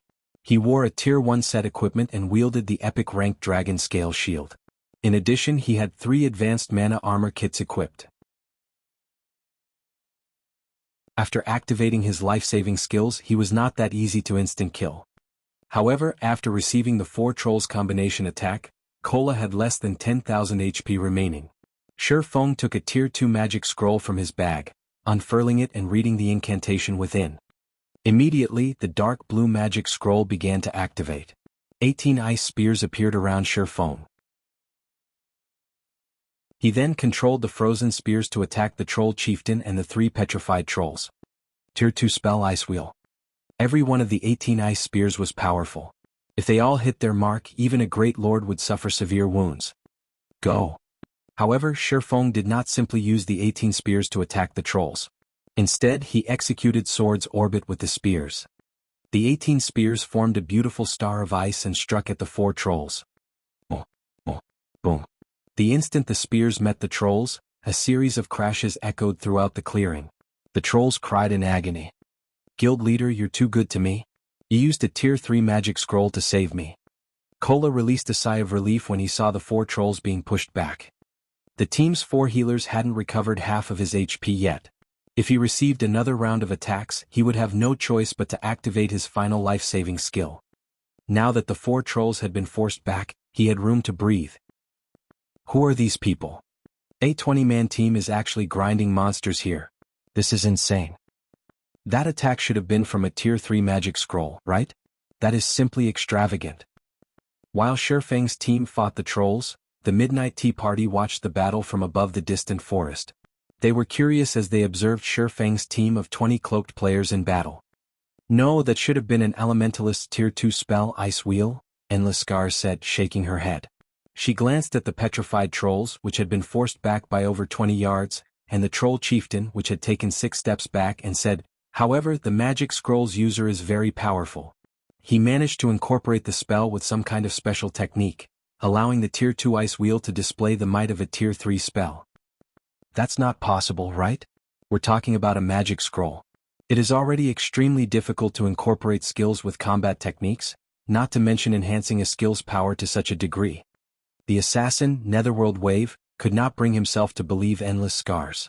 However, the latter was an elementalist and far more familiar with magic-type skills than himself.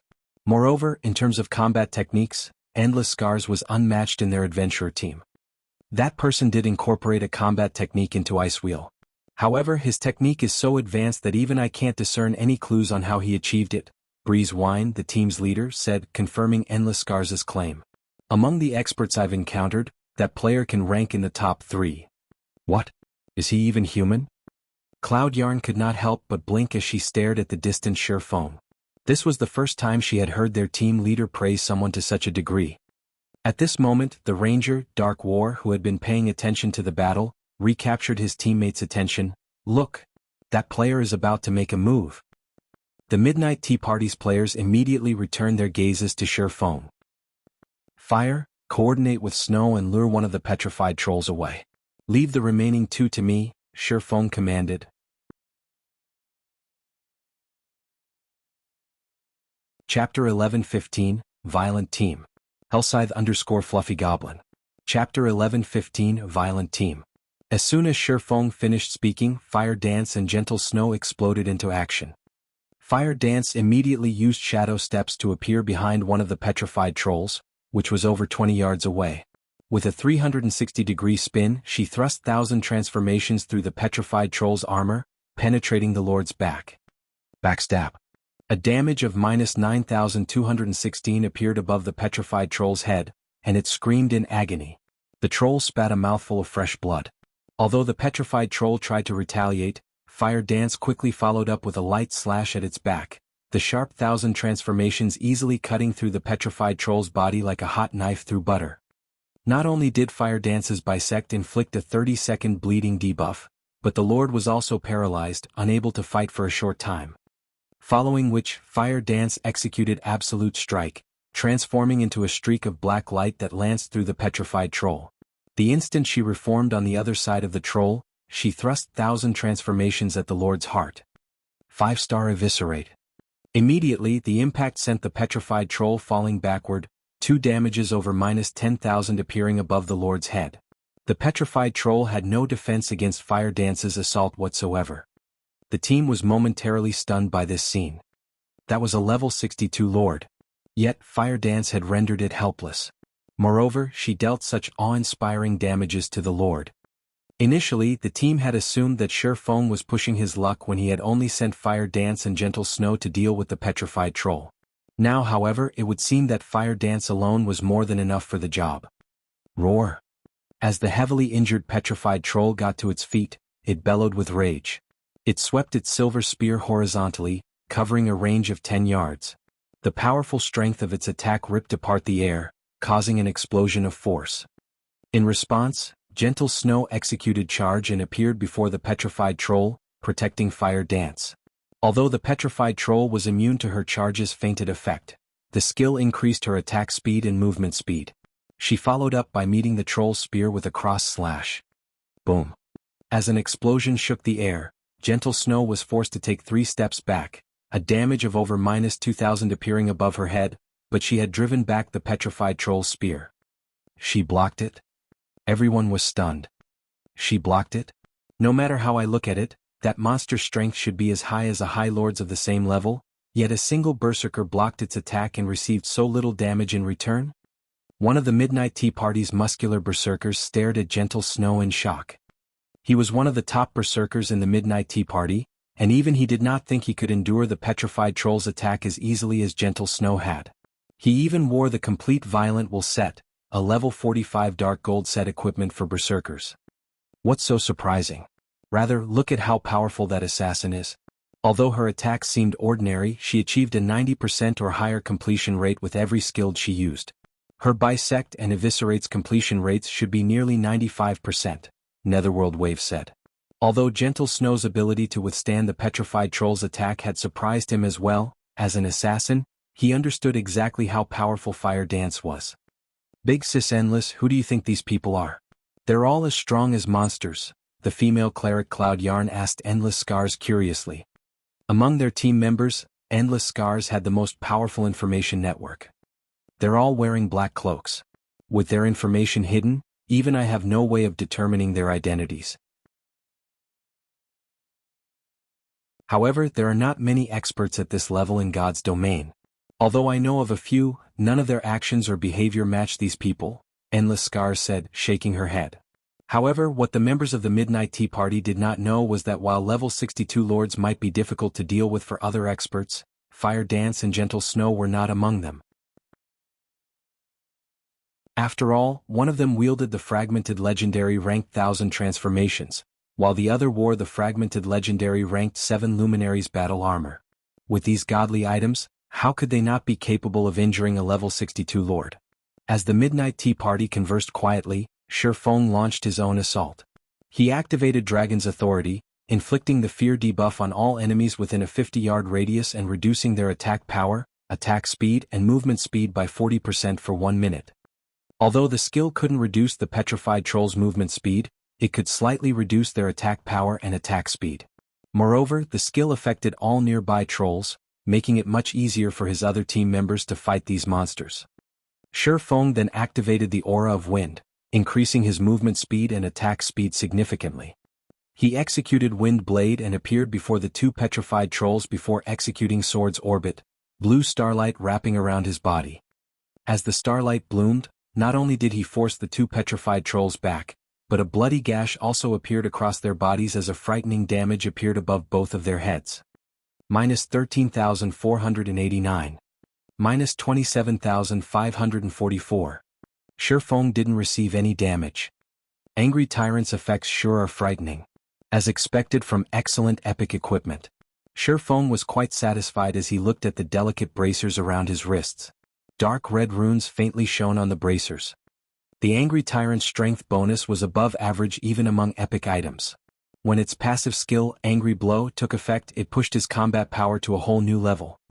If not for these epic bracers, he would not have decided to confront the 2 lords directly, opting for a safer approach instead.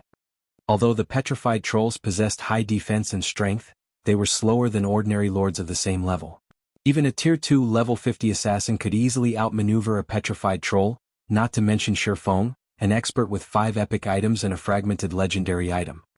Infuriated, the 2 petrified trolls howled. A blood-red haze then appeared around their spears. This move was none other than the petrified troll's Tier 2 skill, Blood Sacrificial Spear. It was a weapon-enhancing skill that doubled their weapon's attack power for 10 seconds and increased their attack speed by 30%. As numerous streaks of red light stabbed at Shifeng, the latter activated Flame Burst. The Abyssal Blade and Killing Ray both released blinding lights, illuminating the gloomy forest. Sword's Orbit. Boom, boom, boom. A series of clangs rang out. Pained screams followed. The 3-meter-tall petrified trolls transformed into 2 massive fireballs as the attack sent them flying. They crashed through numerous trees before they finally fell to the ground. Everyone involuntarily shivered when they saw the 2 monsters' bodies. Meanwhile, the 2 lords' HP bars shrank by a small chunk. Minus 134,858. Minus 135,047. The 2 horrific damages stupefied everyone on the team. If not for Fire Dance and Gentle Snow still struggling with the other petrified troll, they would have doubted that the 2 monsters on the ground were actually petrified trolls. Prioritize killing the other petrified troll. Blackie, Aqua, Summer, prepare your large-scale destruction spells. Shifeng commanded immediately after throwing his 2 opponents. Now that no more trolls had joined the battle, they no longer needed to hold back. After clearing out the elite-ranked trolls, they could deal with the petrified trolls more quickly. Blackie and the others nodded and began chanting their spells incantations. Time flew by. When the 3 of them finished chanting.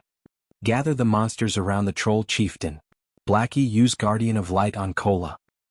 Under Shifeng's command, the team gathered around the troll chieftain. Kola activated Dragon Scale Body, increasing his defense by 200%, HP by 300%, and recovery by 500% for 30 seconds. With Guardian of Light's effects, it was practically impossible for the trolls to kill him. Seal. When Shifeng saw that most of the monsters had been hurted, he activated Skywheel Sword and limited the monster's movement. Attack. Immediately, 3 large-scale destruction spells descended on the trolls. As for Shifeng, he switched the Aura of Wind for the Aura of Fire and activated Firestorm.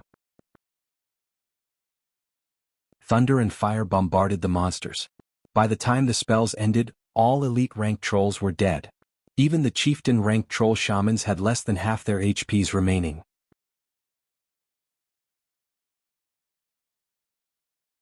Chapter 11:16, Quadruple Jackpot. There had been over 500 elite-ranked trolls on the battlefield. When they all died, a golden glow enveloped everyone on the team as they all leveled up. What astonishing leveling speed. Gentle Snow was flabbergasted as she watched her experience bar rise. When she had left White River City, she was only at 74% of level 41. To bridge the gap and reach level 42, she needed to grind for at least another full day or so, yet she had risen to level 42 shortly after entering the Crying Ghost Ridge.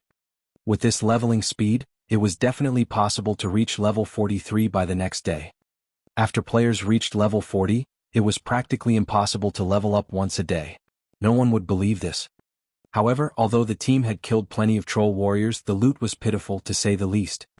Aside from some copper and silver coins, the 500 or so elite monsters only dropped some raw materials.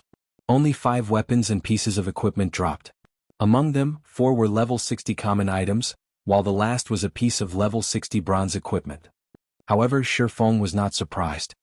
After reaching level 50, the drop rate for weapons and equipment decreased drastically. Only chieftain or above-ranked monsters had a slightly higher chance of dropping such items. This drop rate reduction occurred because players could begin challenging their Tier 2 class promotions after reaching level 50. After obtaining their Tier 2 class, killing elite monsters was as easy as taking candy from a baby. Tier 2 experts could solo chieftains and even give lords a run for their money. Generally, 2 or 3 Tier 2 experts working together could easily take down a lord of the same level.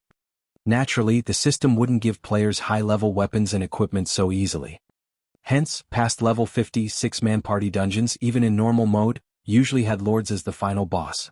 Moreover, these bosses had extremely powerful AoE skills.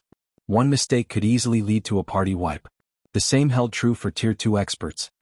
Adventurer teams and workshops that wanted to make money by selling weapons and equipment generally needed to deal with chieftains of the same level. If they wished to grind for mysterious iron equipment, at the very least, they had to deal with lord-ranked monsters. This resulted in the rise in popularity for lifestyle classes capable of producing weapons and equipment. Of course, the system also restricted such lifestyle classes by significantly increasing the production costs of weapons and equipment that were level 50 and above. As a result, even bronze weapons and equipment required many rare materials. This greatly limited the number of weapons and equipment lifestyle players could produce and protected the market from oversaturation. This team is simply ridiculous. They have 4 people capable of using large-scale destruction spells in a 20-man team. Even our adventurer team only has 2 people with such spells. Is that swordsman an NPC? He can actually overwhelm 2 level 62 lords. Shifeng's performance had astonished the Midnight Tea Party's members. However, they weren't shocked because Shifeng had fought 2 level 60+ lords by himself. After all, they were capable of that themselves. What truly shocked them was the overwhelming strength Shifeng had displayed.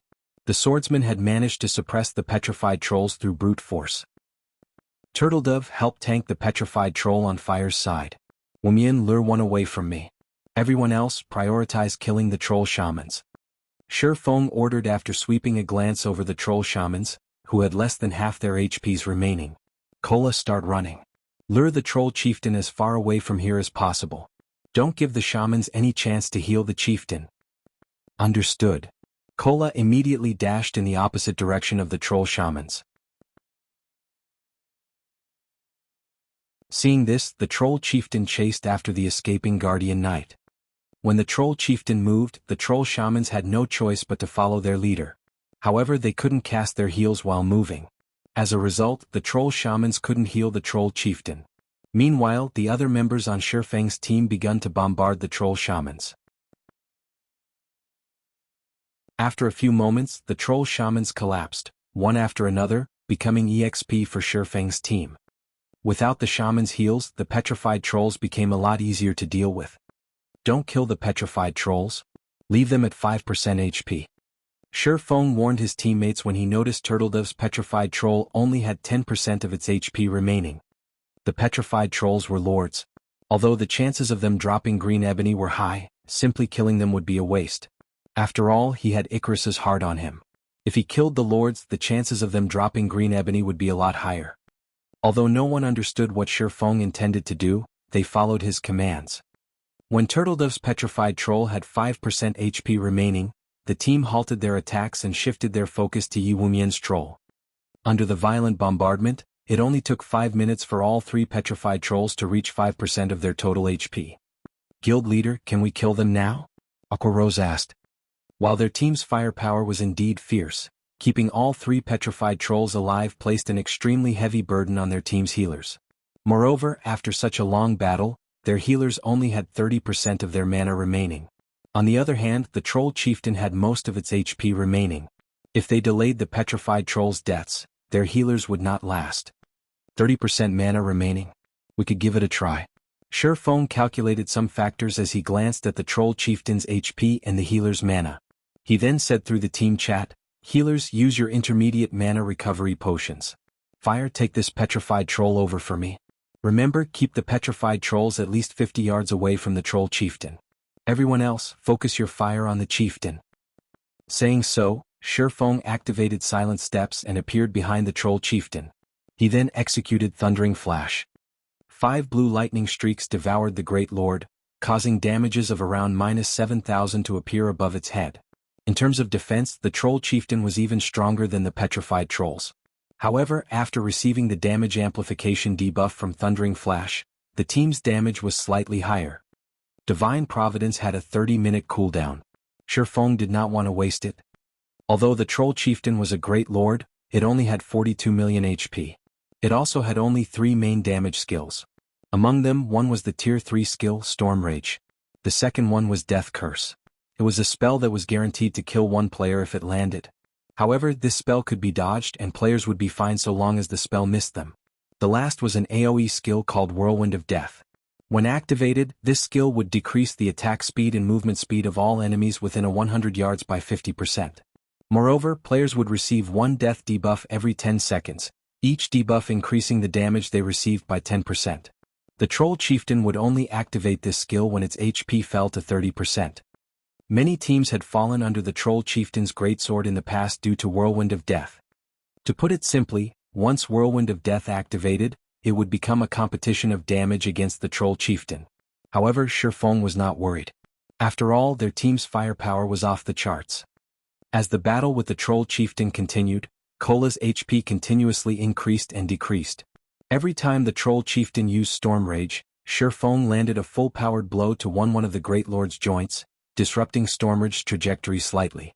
This small deviation provided Cola with enough space to dodge the attack, preventing his HP from dropping to a critical level and increasing the burden on the healers. As for the troll chieftain's death curse, Shifeng warned his teammates to avoid the Great Lord's front when he noticed the boss activating the spell. As the troll chieftain channeled death curse through its eyes, one simply needed to avoid standing before the Great Lord and wait out the spell's 5-second duration. Ordinary players might find it difficult to avoid this spell, but these players were experts. As long as Shifeng notified them in time, they could dodge the spell with little to no trouble. When the troll chieftain only had 30% HP remaining, it roared with fury. "Despicable humans, know our wrath," the troll chieftain shouted. It then spun its greatsword at the sky. A black storm instantly formed, covering the battlefield and enveloping Zero Wings players.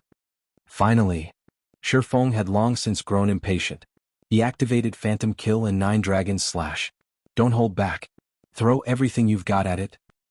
With the addition of Shifeng's doppelganger and the 12 Abyssal Blade Phantoms, the team's damage output instantly soared. The other team members similarly activated their sure kill skills.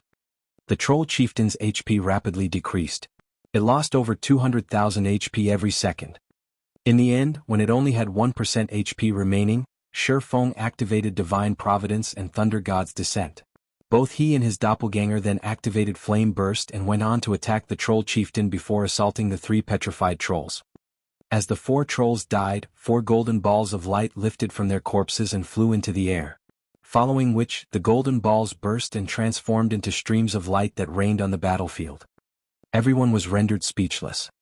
These players had seen something like this before. This scene occurred when they triggered a jackpot. The Midnight Tea Party's members were also dumbfounded. Quadruple jackpots. This was utterly ridiculous.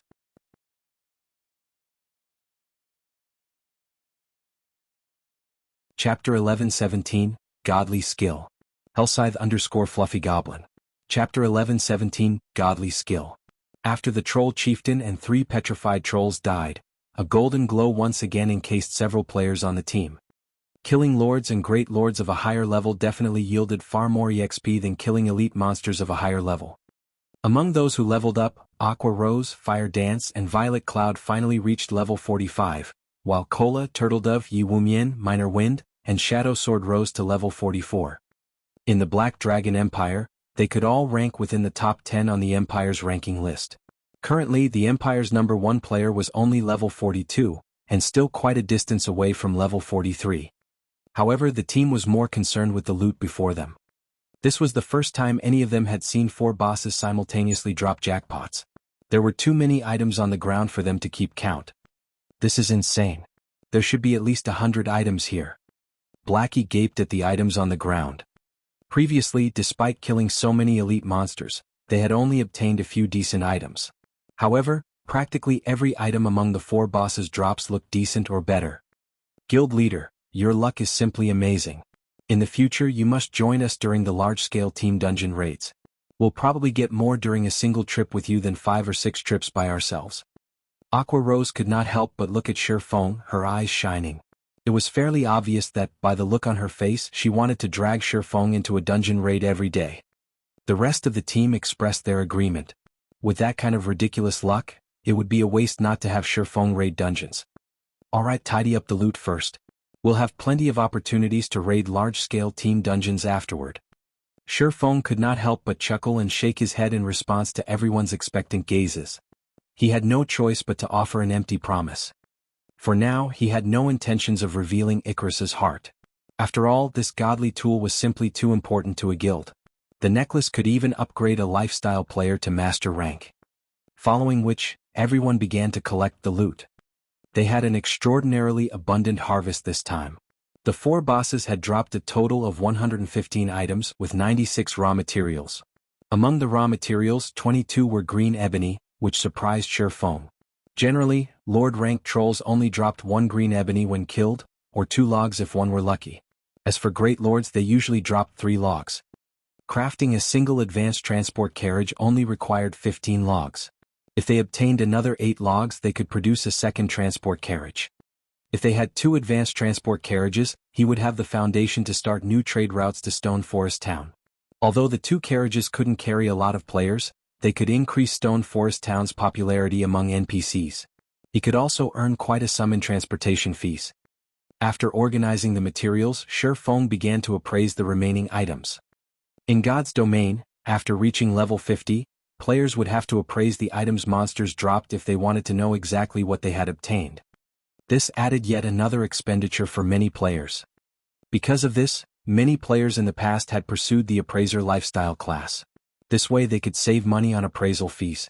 Of course, players who picked up the appraiser class for this reason could only appraise low-rank items such as bronze or mysterious iron rank. For secret silver rank, one needed to become an intermediate appraiser. However, becoming an intermediate appraiser was extremely difficult. One generally needed a guild support to do so. Without the full support of a large guild, it was practically impossible to become an advanced appraiser. To become an intermediate appraiser, one needed to appraise 20,000 mysterious iron items. As items of mysterious iron rank were not extremely rare, some workshops or adventurer teams could afford to nurture one. Unfortunately, they had no hope of nurturing an advanced appraiser. This was due to the basic requirement of appraising 50,000 fine gold items. Even top-tier workshops and adventurer teams could not obtain so many fine gold items above level 50. Only large guilds had any chance of achieving this. Meanwhile, nurturing advanced appraisers was a benefit to a guild. In the past, guilds had normally only charged their members a quarter of NPC's appraisal fees, while non-guild members paid 3/4 of NPC prices. By doing so, guilds could make a fortune. NPC price for appraising a dark gold item was around 10 gold. For excellent dark gold items, the price was even higher. Even if guilds charged a lower appraisal fee with how many players there were in a guild, it would not be unusual to appraise several thousand items. Including the appraisal fees from non-guild players, a guild could easily make 200 or 300 gold a day. In the past, small guilds with only thousands of members dreamed of this kind of pure profit. Although Zero Wing still did not have any advanced appraisers, Shi Feng possessed the omniscient eyes. Not only was the skill a very advanced identification skill, but it also served as an advanced appraisal skill. After a short moment, Feng finished appraising the remaining 19 items. What? Basic soul return actually dropped. Feng shouted in surprise after appraising the ordinary-looking skill book. Basic soul return? Doesn't that skill allow one to resurrect other players while in battle? Gentle Snow asked in shock. What? Guild leader, did it really drop? Aqua Rose looked at Feng excitedly, afraid that Feng was joking. Resurrection during combat would be a godly skill in dungeons. In dungeons, it wasn't uncommon for bosses to instant kill MTs due to mistakes. When such situations occurred, the entire team would die with the MT. However, if a team had basic soul return, they could resurrect the MT and continue the raid. This skill would undoubtedly reduce the unnecessary team wipes in dungeons. Take a look yourself, Feng said, nodding. He then shared the skill's information in the team chat. Basic soul return. Resurrects one player while in combat. Player resurrected will only recover 30% HP and 20% mana. Their death penalty will be halved. Cooldown, 30 minutes. Class restriction, Cleric, Druid, and Oracle. After everyone read the skill's introduction, excitement illuminated their expressions. What a godly skill. Previously, these players had only heard of skills that could resurrect players during battle.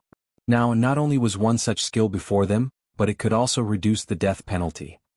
It was very common for players to die and lose a level when fighting a field boss.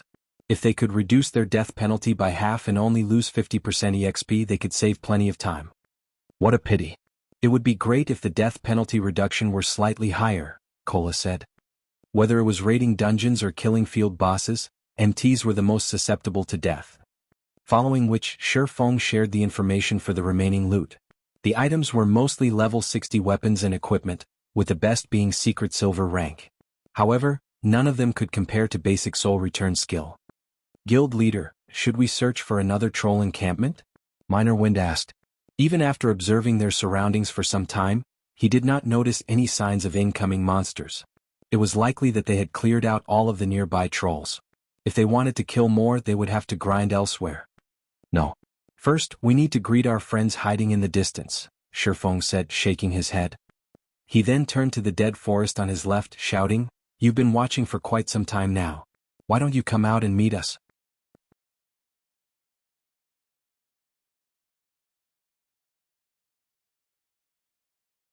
Chapter 11:18, Reuniting with the Tea Party.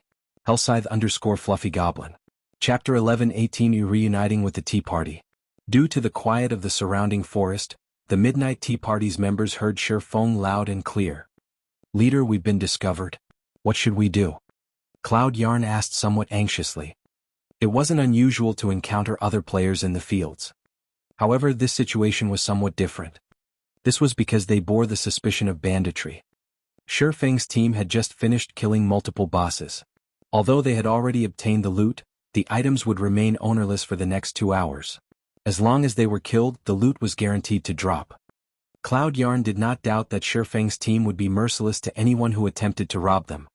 It wouldn't have been a major issue if Feng's team were only comprised of ordinary experts. However, based on the miraculous feats she had witnessed, Feng's team was most likely just as strong as theirs. If it really came down to a fight, the outcome wouldn't be pretty. Guild leader, could that guy be trying to trick us into revealing ourselves? We're so far away. How could he possibly discover us? Moreover, we're using isolation scrolls right now. If I were in his shoes, I wouldn't be able to discover us even with detection. How could a swordsman like him detect us? The Ranger Dark War said. Among the many classes in God's domain, the Ranger had the strongest perception abilities with both active and passive skills. Rangers were usually a team's eyes. Although the swordsman class was also an agility type class, it was not even a match for assassins, much less rangers. The rest of the adventurer team agreed with Dark War's words. Not only were their teams separated by such a massive distance, but the player that had called them out wasn't even a ranger. Moreover, they were also under an isolation scroll's effects. Feng might have shouted to see whether or not there were nearby players waiting to ambush his team. I don't think so. He's looking directly at us. Moreover, this is the Crying Ghost Ridge. This area is too dangerous for ordinary players, Endless Scar said confidently as she watched Feng, who stared straight at them. Big Sis Endless, what should we do? Should we just go over there? Cloud Yarn asked. What if those people misunderstand our intentions? Yarn, what are you afraid of? At most we'll have to fight them. We'll see who regrets their actions in the end, Netherworld said, wearing an eager expression. As an independent adventurer, his favorite hobby was to push his limits. Watching Fire Dance's performance had excited his will to fight. Wave is right. We're the Midnight Tea Party. Since when have we feared other players? Also, they have just finished an intense battle. They must have exhausted most of their abilities. If it really came down to a fight, they would be the suffering team. The other team members shared similar thoughts. Alright, enough. Let's go over and introduce ourselves. As for a fight breaking out, I don't believe that it's likely. Those players aren't fools. They should have noticed our presence long ago. Since we didn't try to attack them during a crucial moment, they should realize that we carry no ill will, Breeze Wine, the team's leader, explained. He then approached Shifeng's team. Giving the matter some thought, the Midnight Tea Party's members saw the reason in their leader's words. They then followed Breeze Wine. Meanwhile, after Shifeng announced the other team's presence, the rest of Zero Wing's members followed his gaze. However, none of them noticed the silhouette or presence of other players. Snow, do you think the guild leader is being overly sensitive? Zhao Yueru asked softly after failing to find anybody in the forest ahead. Overly sensitive? Gentle Snow considered the possibility. After all, they had just finished a difficult battle. Even the best failed sometimes. They were also in a dangerous neutral map. A mistake wouldn't be unusual. However, as such thoughts began to sweep through the team, a blurry figure appeared from the dark forest ahead. Shortly after, more figures appeared. Zhao Yueru's jaw dropped as she turned to Shifeng in astonishment. Not only was the other party so far away, but they had also used isolation scrolls, yet Shifeng still noticed them. Did he have the eyes of a hawk or something? However, the team did not know that Shifeng's agility attribute had long since broken past the threshold of Tier 1 players, 1,500 points, and reached the realm of Tier 2 players. As a result, he gained the passive skill, Basic Perception. The passive skill greatly enhanced his 5 senses. As a result, he could see and hear further and clearer. To Shifeng, an ordinary magic scroll like the isolation scroll was useless. He had noticed them when the Midnight Tea Party had hidden among the trees. However, the team didn't have much time to spend in a daze. The new arrivals were none other than the powerful independent adventurer team they had encountered in Ghost Forest Town. If they were not careful, they would suffer. Hello. I am Breeze Wine, the leader of the adventurer team Midnight Tea Party. We have no ill intentions. We just happened to come across your team as we were passing by. Breeze Wine took the initiative to explain. I understand. If you guys had any hostile will, you would have taken action as we were about to kill the bosses, Shifeng calmly stated. Moreover, we've already met in Ghost Forest Town. Ghost Forest Town? Are you guys that masked team? Breeze Wine stared at Shifeng in shock. In God's domain, many adventurer teams wore black cloaks to hide their identities. Hence, he hadn't humored the thought that Shifeng and the others could be the team he had come across in Ghost Forest Town. After all, his team had the Beastmaster's breath, which had allowed them to reach Crying Ghost Ridge unhindered. Any other team would have been harassed by the level 60 monsters and wouldn't be a match for their adventurer team's speed, yet now. Not only had Shifeng's team reached the ridge ahead of them, but they had also killed 2 groups of foreign races. Breeze Wine could not begin to fathom how Shifeng and the others managed this. The other Midnight Tea Party members were similarly surprised. A serious curiosity filled Breeze Wine's expression as he looked at Shifeng and the other Zero Wing members. Are you guys also here for a quest? Shifeng asked without hesitation. Players generally kept quiet about their high-level quests. This was especially true for quests in neutral maps. On the off chance that one attracts unwanted attention, they could suffer significant losses. Hence, when encountering strangers in the fields, one usually avoided mentioning quests to avoid suspicion. In Shifeng's opinion, however, such wariness was unnecessary here. Only a fool would believe that players in a neutral map weren't pursuing some quest. Moreover, by taking the initiative to admit that they were also here for a quest, he could avoid appearing suspicious himself and hide the fact that they were here to grind green ebony. Upon hearing Shifeng's straightforward question, Breeze Wine could not help but laugh and admitted, "That's right, our adventurer team is here to complete a quest. Are you, perhaps, interested? If you help us complete the quest, we will give you 3 pieces of level 45 dark gold equipment as a thank you gift." Leader? Dark War and the others turned to Breeze Wine in confusion. They had spent over half a month to obtain this quest, yet Breeze Wine had just invited a bunch of strangers to help them. Moreover, these strangers were experts whose strength could rival their own. This was simply too risky.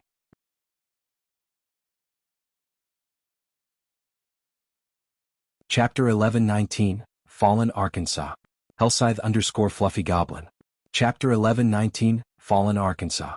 Just as the Midnight Tea Party's members waited for their leader's answer, Breeze Wine's offer had also stunned Shifeng's team. The man had actually offered 3 pieces of level 45 dark gold equipment right off the bat. At this stage of the game, even first-rate guilds' top-tier experts only wore level 40 dark gold equipment. Level 45 dark gold equipment was simply too difficult to obtain. Normally, one only encountered such items by killing field bosses or completing quests. After all, the various large guilds were still amassing equipment from level 40 large-scale team dungeons. They still did not have good enough equipment to raid level 45 large-scale team dungeons. If put up for auction, level 45 dark gold equipment could sell for at least 200 gold. If it were an excellent piece of dark gold equipment, selling for even 500 gold wouldn't be surprising. 3 pieces of dark gold equipment was easily worth 1,000 gold. Presented with such an offer, even large guilds would be willing to give everything they had to help. Thank you for the offer, Team Leader Breeze, but we have other matters that we need to attend to, so we cannot accept your offer. Shifeng rejected the offer without so much as a thought. Although 3 pieces of level 45 dark gold equipment were quite valuable, it wasn't what Zero Wing needed the most right now. The green ebony they were after would affect Stone Forest Town's prosperity. The wood was arguably their top priority. Shifeng's outright rejection stunned the Midnight Tea Party. Even super guilds wouldn't casually reject a 1,000 gold offer, yet Shifeng hadn't hesitated in the least. Dark War and the others who had been opposed to the idea of Shifeng's team joining them were somewhat annoyed. Their Midnight Tea Party had never asked for help before, yet in their first attempt, their offer had been tossed aside like garbage. Why wouldn't they be frustrated? Meanwhile, Endless Scars, who stood to a side, looked at Shifeng. Smiling, she said, "Truthfully, we don't need much help with our quest. We simply hope that you will help us fend off any monsters while we activate a magic array. We won't take up much of your time. 1 hour should be more than enough. If you feel that 3 pieces of level 45 dark gold equipment aren't enough, we can pay 4,000 magic crystals instead. What do you think?" Big Sis Endless? Cloud Yarn's pretty eyes widened as she stared at Endless Scars in astonishment. Their leader's invitation was understandable as the man wanted to befriend Shifeng's team. However, she had never imagined that Endless Scars would also make an offer. Moreover, Endless Scars was offering magic crystals.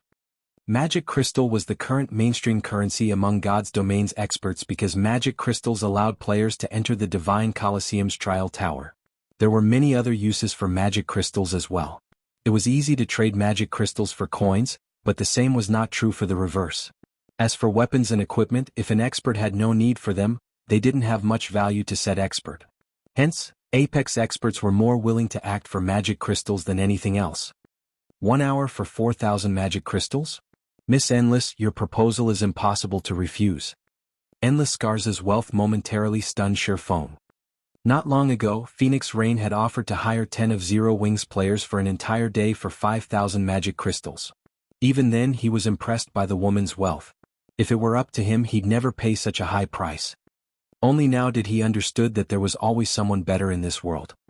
However, when he thought about how the Blackwater Corporation backed Endless Scars, spending 4,000 magic crystals wouldn't be much of an issue for her. Let's sign a contract right away then. The smile on Endless Scars' face grew even more charming when she heard Shifeng's answer. Following which, Shifeng signed a contract with Breeze Wine. The system contract was assurance for both parties involved. Aside from players who were unwilling to spend 5 silver coins on the contract, players at this stage of the game generally signed one when working together. After signing the contract, Shifeng and his team followed Midnight Tea Party's members as they carefully proceeded down a gravel path through the dead forest. Leader Endless, what are you two thinking? The quest is dangerous enough already, yet you just invited a team that we know nothing about. What if they harbor some hostility once we complete the quest? Wouldn't we suffer a massive loss? Dark War asked, displeased as he eyed Shifeng and the others. This quest was extraordinary. It was the most difficult quest the Midnight Tea Party had ever undertaken. Although it was not a legendary quest, it could be considered a pseudo-legendary quest. It was very likely that they could acquire a fragmented legendary item during this quest. Not even super guilds had a fragmented legendary item. If Shi Feng and his team discovered this, it would be a miracle if they did not outright betray them. The other Midnight Tea Party members supported Dark War's opinions. They could not understand why these two people, who were usually the most level-headed on their team, would make such an irrational decision about something so important. Ignoring the complaints, Endless Scars turned to Breeze Wine. Smiling, she asked, "Leader, do you want to say it? Or should I?" "Fine, I'll say it then." Breeze Wine shook his head and laughed. "Although you know that our quest is incredibly difficult, you guys don't know exactly how difficult. Based on Endless and my estimates, our chances of success is less than 30%. Opening the entrance will be the most difficult part of our quest." Opening the entrance? The team was confused. That's right. Although we have the key to unlock the Fallen Ark, when we begin the process, it will alert the Ark's guards. Based on the information Endless and I uncovered, there should be 5 guards, one of which is a Grand Lord, while the remaining 4 are Great Lords. With our current manpower, it will be too difficult to maintain the magic array while dealing with 1 Grand Lord and 4 Great Lords. Originally, Endless and I had planned to use 2 of the Tier 3 summoning scrolls our team obtained. Now, however, plans have changed. With these experts' help, our chances of success will rise to 50%, Breeze Wine explained. Moreover, befriending these experts isn't necessarily a bad thing. We might even get to cooperate with them during high-difficulty quests in the future. Realization dawned when these players heard Breeze Wine's explanation. It was no wonder why Endless Scars had offered such an exorbitant price to Shi Feng's team.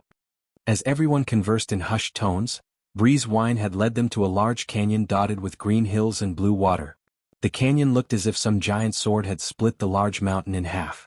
Each side of the canyon radiated a powerful pressure that scared the monsters and Crying Ghost Ridge away. "Isn't this the Fallen Ark's location?" Shock colored Shi Feng's face when he saw this scene. Is the Midnight Tea Party's quest related to the Fallen Ark? In his previous life, the Fallen Ark had been extremely famous in God's domain. It was also the Crying Ghost Ridge's greatest secret. It was rumored that the Fallen Ark had been one of the ultimate weapons in the Great Ancient War. Even gods would perish under one of the Ark's attacks. However, the Ark had been destroyed during the war and had fallen in Crying Ghost Ridge. Because of the Ark's magic, the mana flow in the ridge was quite abnormal, making the area inhospitable for humans. Hence, various foreign races had occupied the Crying Ghost Ridge instead.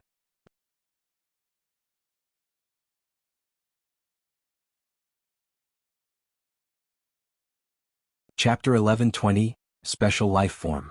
Hellscythe_Fluffy Goblin. Chapter 1120, Special Lifeform. As Shi Feng recalled information on the Fallen Ark, Breeze Wine slowly approached the canyon's entrance and carefully took a 16-sided orange crystal from his bag. As soon as he revealed the orange crystal, an invisible aura pulsed from the item. Moreover, each pulse was stronger than the last. "What is that? Why does my whole body suddenly feel like lead?" Gentle Snow could not help but shift her gaze to the orange crystal. The more she looked at the crystal, the more she feared it. It was as if this crystal were purgatory itself. Even her soul shuddered with fear. Gentle Snow wasn't the only one shocked by Breeze Wine's crystal. Alluring Summer and the others were similarly afraid. Only the Midnight Tea Party's members, Shi Feng, and several Zero Wing Corps members remained unperturbed. Shi Feng and the Corps members had experienced this pressure before. It was divine might. There was a qualitative difference between the life rating of gods and ordinary people. Gods had created this orange crystal, and naturally their aura had tainted it. Ordinary people wouldn't be comfortable around this aura. Around this energy, ordinary humans would feel like they had been submerged in liquid metal. Not only would they find it extremely difficult to move, but their breathing would also become labored. As the orange crystal released one pulse after another, the canyon began to shake. A purple-gold, 5-fold magic array appeared in the sky. Sure enough, their quest is related to the Fallen Arkansas. Have they lost their minds? They dare risk opening it at this stage of the game. Shi Feng's expression darkened as he watched Breeze Wine lift the orange crystal above his head while chanting an incantation. Hurriedly, he shouted, "Everyone retreat." Retreat? Zero Wings members looked to Shi Feng in confusion. "What are you guys doing?" Dark War and the other Midnight Tea Party members asked, enraged when they heard Shifeng's command to his teammates. Their teams had already signed a contract with each other. Although there were no penalties for breaking the contract, no matter how they looked at it, Shifeng was breaking his promise. Moreover, now that they had exposed the contents of their quest, how could they possibly allow Shifeng and the others to leave? No time for explanations. Either run or die. Shifeng turned and fled. Shifeng hadn't expected that. While he assumed that the Midnight Tea Party's quest was related to it, their goal was to activate the slumbering Fallen Arkansas. Activating the Fallen Ark had shaken God's domain in the past. When the Ark woke, it also roused the sleeping abyssal monsters within. Although these abyssal monsters had been gravely injured during the Great Ancient War, they were still immensely powerful. The old monsters that had woken inside the Ark were mythic rank. Moreover, as more time passed and these monsters recovered, they grew more powerful. These monsters' emergence had turned Crying Ghost Ridge into a forbidden land for players. In the past, to explore the Fallen Ark's secrets, a few super guilds had dispatched an army of over 100,000 players. This army only consisted of Tier 2 players, and the lowest level was level 60. Many Apex experts had marched with the army as well. Such a force was normally more than enough to deal with 5 or 6 mythic monsters, yet the army had been annihilated in the end. Not one player had made it out of the Fallen Ark alive. To make matters worse, these players had boosted the old abyssal monster's strength. It was suicidal to activate the Fallen Ark with just their 2 teams of Tier 1 players. Big Sis Endless, they're running away. What should we do? Do we stop them? Netherworld Wave hurriedly asked Endless Scars. No need. We're fleeing too, Endless Scars said, shaking her head as she watched Shifeng. She ran. But our leader is still here. Cloud Yarn exclaimed anxiously as she shifted her gaze between Endless Scars and Breeze Wine. Once the unlocking process has begun, it cannot be stopped. The situation has changed. We have no choice but to sacrifice him, Endless Scars said without hesitation. However, this isn't a complete loss. At the very least, we can hide and watch what happens when the magic array activates from a distance. Although Endless Scars' words were casual, the Midnight Tea Party's members felt chills crawl down their backs. These players were all companions and had fought through many life-or-death battles together. Their team leader was one of them, yet Endless Scars spoke of sacrificing Breeze Wind as if she were talking about the weather. Unfortunately, as their team leader couldn't do anything, they had to listen to Endless Scars as she was the Midnight Tea Party's second-in-command. Shortly after the Midnight Tea Party members escaped from the magic array's range, 5 steel giants pulled themselves from the ground. Fallen Garrison Captain, Special Life Form, Grand Lord. Level 65.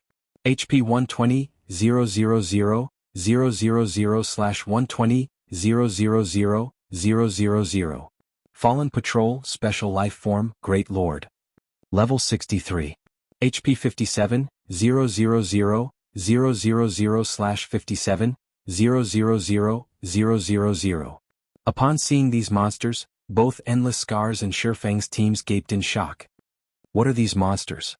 Their HP is so high. The pressure from them is so strong too. Aqua Rose felt her scalp tingle as she stared at these monsters. Despite standing several hundred yards away, she still felt an intense pressure radiating from the monsters.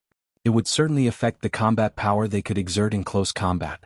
Based on her estimates, they'd be lucky to display 70% of their usual combat powers. If it came down to a fight, they would team wipe. The Midnight Tea Party also understood how powerful the Guardian monsters were. These monsters' life rating was definitely higher than theirs. The Fallen Garrison Captain in particular, was at least 2 or 3 ratings higher than the Grand Lords they've previously faced. It could practically rival a mythic monster's strength. In front of these monsters, their preparations were rubbish. While the Midnight Tea Party members were frozen in shock, Endless Scars shifted her gaze towards Shifeng. Did he know these monsters would show up? Endless Scars came to her own conclusions as she recalled Shifeng's decisive order to retreat.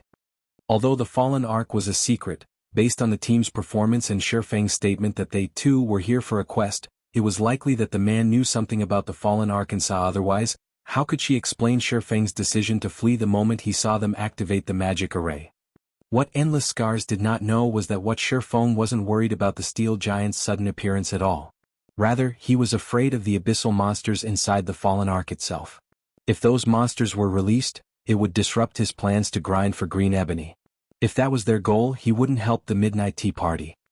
As the steel giants appeared, the fallen garrison captain instantly killed Breeze Wine as he maintained the magic array.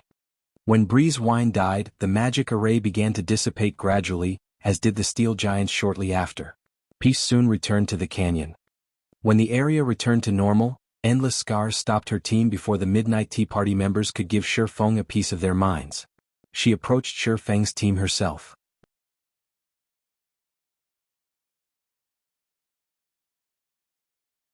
Chapter 1121, Inferior Legendary Treasure Chest.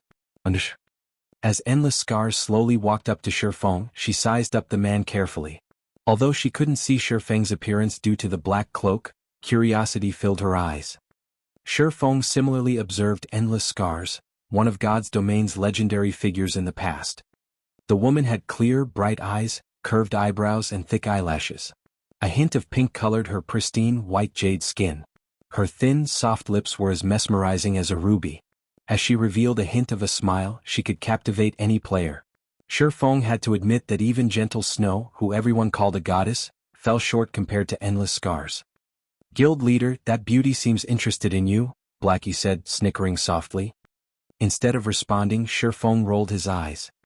Although others might strive for a beauty like Endless Scars' attention, Shifeng knew how costly it was.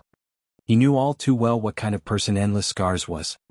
Although she wore an interested expression, looking like a little girl who had just found a new toy, her thoughts were as pure as everyone assumed. It was no different than her attitude towards Breeze Wine. "If Miss Endless wants to ask why we changed our plans so abruptly, I believe you have already figured that out after seeing those 5 special life forms. It's not that we want to back out of our transaction, we're just powerless to help. If Miss Endless doesn't have any other matters to discuss, we will take our leave." Shifeng took the initiative to bid the woman farewell. Although he did not know what lay inside the fallen ark that could tempt the Midnight Tea Party, he no longer wanted to associate with the adventurer team. "Please wait. I wish to represent the Midnight Tea Party in thanking you. If not for your command to flee, we would be dead by now. Here are 1,000 magic crystals. Take them as a thank you gift and let's part as friends," Endless Scars said. She then retrieved a gray gemstone bag and handed it to Shifeng. Every Midnight Tea Party member was stunned. What was going on here? Not only hadn't Endless Scars questioned Shifeng's intentions, but she also gave him 1,000 magic crystals as a sign of gratitude. She was insane. This beautiful big sister is simply too rich. When Violet Cloud saw the cloth bag of 1,000 magic crystals, even she wanted to volunteer to become Endless Scars' little sister. Even large guilds would hesitate before giving away 1,000 magic crystals. Yet Endless Scars did so without blinking. Although Shifeng wanted to say something, Endless Scars quickly followed up by saying softly, "Although our transaction has failed, I'd like to conduct another trade. We'll enter the Fallen Ark together and split the items 30-70. How about it?" Endless Scars' offer shocked every player present. "Miss Endless, you saw the monsters guarding the entrance. At this stage of the game, we have no chance against them." Shifeng could not understand what was going through Endless Scars' mind. Those 5 special life forms were no laughing matter. Even he was not confident in taking them down. Special life forms were extremely rare in God's domain. They were weapons the gods had specifically crafted for war. Like puppets, they possessed eternal life. They also had the power of immortality. Even if players killed them, they would resurrect. Moreover, they would revive slightly stronger than before. Generally, it only took these special life forms 10 minutes to resurrect, with some of the more powerful monsters taking up to an hour or so. In addition, these monsters did not drop any loot. Hence, players usually kept their distance. One had to admit that these special life forms were excellent guardians. "What if I tell you that there's an inferior legendary treasure chest inside?" Endless Scars asked when she saw Shifeng's lack of interest. Smiling faintly, she continued, "Based on what I've uncovered, there should be more than one inferior legendary treasure chest inside. In addition, there are plenty of epic treasure chests. My map can lead us to these treasure chests and allow us to bypass the traps. Are you sure you're not interested?" The Fallen Ark had been one of the final weapons in the Great Ancient War. The items inside had been left behind by the gods before they had died. NPCs would consider even the most ordinary item a treasure, let alone players. "You have a map?" Shi Feng stared at endless scars, flabbergasted. He would be lying if he said he wasn't interested in the fallen Arkansas. However, obtaining these treasures wasn't that easy. To current players, triggering any of the traps inside would result in death. Hence, even after clearing out the monsters in the fallen Ark, very few players had been willing to explore it in the past. In fact, after the abyssal monsters had been cleared out, a large number of players and guilds had rushed into the fallen Arkansas. In the end, however, only a few had escaped with their lives. Practically 99.9% of the players that entered the Ark had died in the outer region. Even if one managed to reach the Ark's inner region, they would have to deal with even more powerful traps. As a result, very few were capable of leaving the Ark with any of its treasures. Players had come to both love and despise the fallen Arkansas. However, it would be a different story if they had a map. Aside from the awakened abyssal monsters and a few special life forms, the fallen Ark was void of life. The traps would be their main problem after entering the Arkansas. A map of the Ark's various traps was the equivalent of a free pass to its treasures.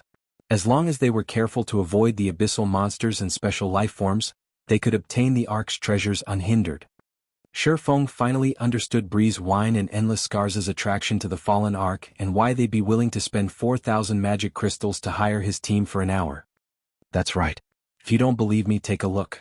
Although it is only a fragment, can lead us to the fallen Ark's inner region, Endless Scars said.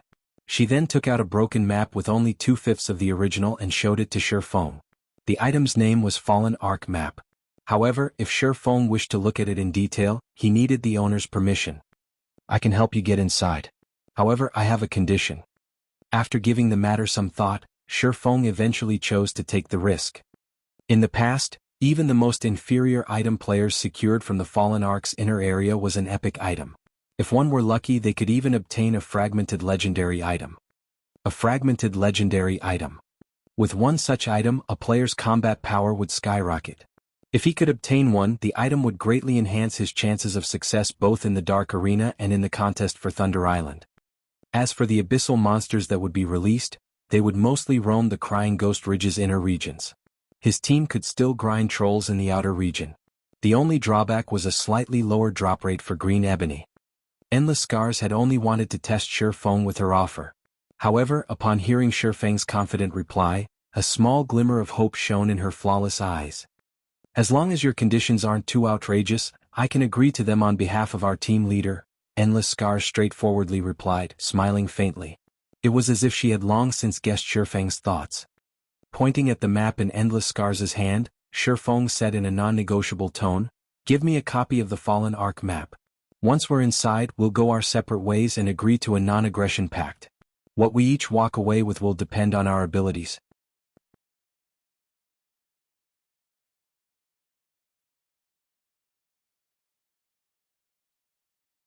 Chapter 1122, Foundation Magic Array.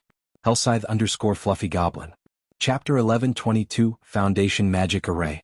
Endless Scars' conversation with Shi Feng had been private. The other players hadn't heard their discussion. However, when the Midnight Tea Party members saw Endless Scars' frown, they were shocked. Endless Scars had never revealed such an expression throughout her time on the team. Even when monsters nearly wiped their team out, nothing close to a frown had appeared on her face. "Propose another.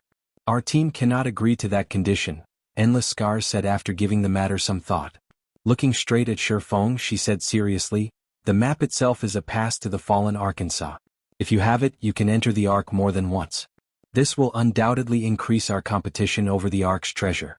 With how important the Fallen Ark is, I believe that no sane person would agree to your proposal. Moreover, even if our adventurer team can't enter the Fallen Ark right now, we can simply return when we're strong enough. In any case, the key is ours. If we don't activate the Ark, no one will be able to enter it." "What you're saying is true. However, you don't seem to know the Fallen Ark's true secret," Shi Feng said, chuckling. He had long since guessed Endless Scars' reply. The Fallen Ark map was priceless.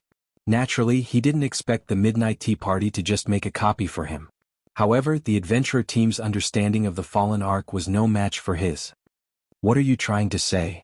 Although Endless Scars had her suspicions, after hearing Shi Feng's confident comments, she was even more certain that Shi Feng knew plenty of information about the Fallen Arkansas. "Well, it doesn't really matter even if I tell you this. Although you have the key in the map, It is still impossible to obtain the items inside the Fallen Ark, Shifeng explained as he pointed to where the 5 special life forms had disappeared. You've seen for yourselves how powerful those guards are. However, the monsters inside are even more formidable. If you open the Ark, those monsters will escape. Moreover, those monsters will, slowly but surely, grow stronger. If you don't deal with them properly, even the map won't help you. Meanwhile, I have a way to deal with those monsters. If we work together, we can reach the Ark's inner region quickly. Even if you don't want to cooperate with us, once you open the Ark, we can still go in ourselves. Once the Ark is open, it won't ever close. Anyone will be able to enter. Endless Scars hesitated after listening to Shifeng's explanation. Although she wasn't sure if Shifeng were telling the truth. If he was, then her side had no way of dealing with those monsters. Their map might as well be a blank piece of paper. On the other hand, Shifeng had a way of combating this problem. Once Shifeng's team entered the Ark, although their progress would be slow without the map, the Midnight Tea Party would suffer a massive loss if they came across any treasure. Most importantly, her team did not have a lot of time. After all, their quest had a time limit. Based on her estimates, even if they focused on grinding and completing their class promotions, the furthest they could reach was Tier 2, level 55 before the quest time limit was up. At that tier and level, their team might have a chance of defeating the 5 entrance guards. Unfortunately, she was not certain that they could deal with the Ark's monsters, which Shifeng claimed were far stronger. She had to admit that Shifeng's knowledge on those monsters was invaluable. Alright, I'll agree to your conditions. However, you need to tell me what you know about those monsters. You also have to tell me how to deal with them. If what you say is true, I'll make a copy of the map once we're in the Arkansas. If you lie to me, you won't get anything. Endless Scars glared at Shifeng. This was the first time she hadn't had the upper hand in a negotiation since she had joined God's domain. She was even more frustrated that she still didn't know Shifeng and his team members' identities. That won't be a problem. Once you see for yourself, you'll know the truth, Shifeng laughed. After the various super guilds' army had suffered annihilation, Crying Ghost Ridge had become a forbidden land for players in the past. Even then, however, many players had sought the Fallen Ark's treasure. To deal with the incomparably powerful abyssal monsters, these players had formed a multitude of plans. Unfortunately, none of those plans had succeeded. The most ridiculous part was that players had only discovered a proper method of dealing with the monsters after they had been defeated. That method involved utilizing mana stones. Due to the special mana phenomenon inside the Fallen Ark, the slumbering abyssal monsters couldn't absorb mana to recover. However, once the Fallen Ark was unlocked, this mana disturbance would vanish. To recover their strength, these abyssal monsters urgently needed large amounts of mana. Ordinary magic crystals would not do. To those ancient abyssal monsters, mana of such quality did little to aid in their recovery. Only mana stones were suitable. When the time came, he simply needed to construct a foundation magic array to display the mana stones. The mana stones would lure the abyssal monsters, and once they left, these abyssal monsters wouldn't be able to return to the Ark for a short time. Their teams could then search the Ark relatively safely. Following which, Shifeng and Endless Scars signed a contract. After ensuring that there were no issues, Shifeng had Violet Cloud use Basic Soul Return on Breeze Wine. This way, Breeze Wine would not lose a level and his combat power would be unaffected. Wait here for now. I still need to prepare, Shifeng said before entering the Dead Forest by himself and setting up a teleportation point with the Abyss Pendant. He then used a return scroll and teleported to White River City. As soon as Shifeng returned to White River City, he passed the green ebony he had obtained to Melancholic Smile. Although they only had enough for one advanced transport carriage, it took a considerable amount of time to manufacture one. Even if they had a master engineer and a master forger, they would need close to a day. Hence, the sooner they began production, the better. Inside one of the Candlelight Trading Firm's special forging room, Shifeng retrieved the Philosopher's Stone, which he had picked up from his private warehouse on his way back, and began to synthesize magic crystals into mana stones. He could synthesize 1 mana stone from 50 magic crystals. Without hesitation, he used all 1,000 magic crystals he had obtained from Endless Scars and ended up with 20 mana stones. That was enough to lure the abyssal monsters from the Ark twice. Following which, Shifeng made 9 magic array scrolls for the 9-star polar domain. Once those were complete, he used the Abyss Pendant to return to Crying Ghost Ridge. Upon returning to the ridge, Feng used 10 mana stones to set up a foundation magic array far from the canyon where the fallen ark resided. With this foundation magic array, he could lure all the abyssal monsters from inside the Arkansas. After finishing that task, Feng returned to his team. "You've finished your tasks already?" Endless Scars asked Feng with a suspicious tone. Only 1 hour or so had passed since Feng had left. That wasn't even enough time to make a round trip to a town or city. What could he possibly do in 1 hour? Originally, she had thought that Feng had left to gather reinforcements. After all, with their current strength, defeating the 5 guardian monsters was impossible. At the very least, they needed a team of 100 experts. Yet, Feng hadn't brought even one player back with him. "Endless, is this brat toying with us?" Dark War asked through the team chat, infuriated. After Feng left, Endless Scars had told her team everything about her agreement with Feng. They all thought that Feng's demands were outrageous. They also thought that Feng was lying about how powerful the monsters inside the Ark were and that he simply wanted to trick them for their map.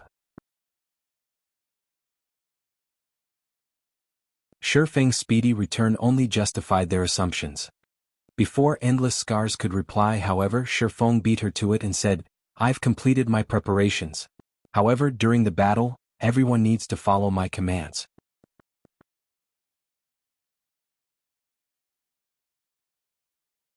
Chapter 1123, Monsters Domain. Hellscythe_Fluffy Goblin. Chapter 1123, Monsters Domain. "You'll take command?" The Midnight Tea Party members shot Feng scornful looks. To ordinary players, a team commander's role was not particularly important. Ordinary players wouldn't have any choice in the matter if an expert like Feng wanted to guide them. However, they weren't ordinary players. Moreover, even the slightest mistake could result in death in the upcoming battle. If they died and lost the fight, they would have wasted several days of effort.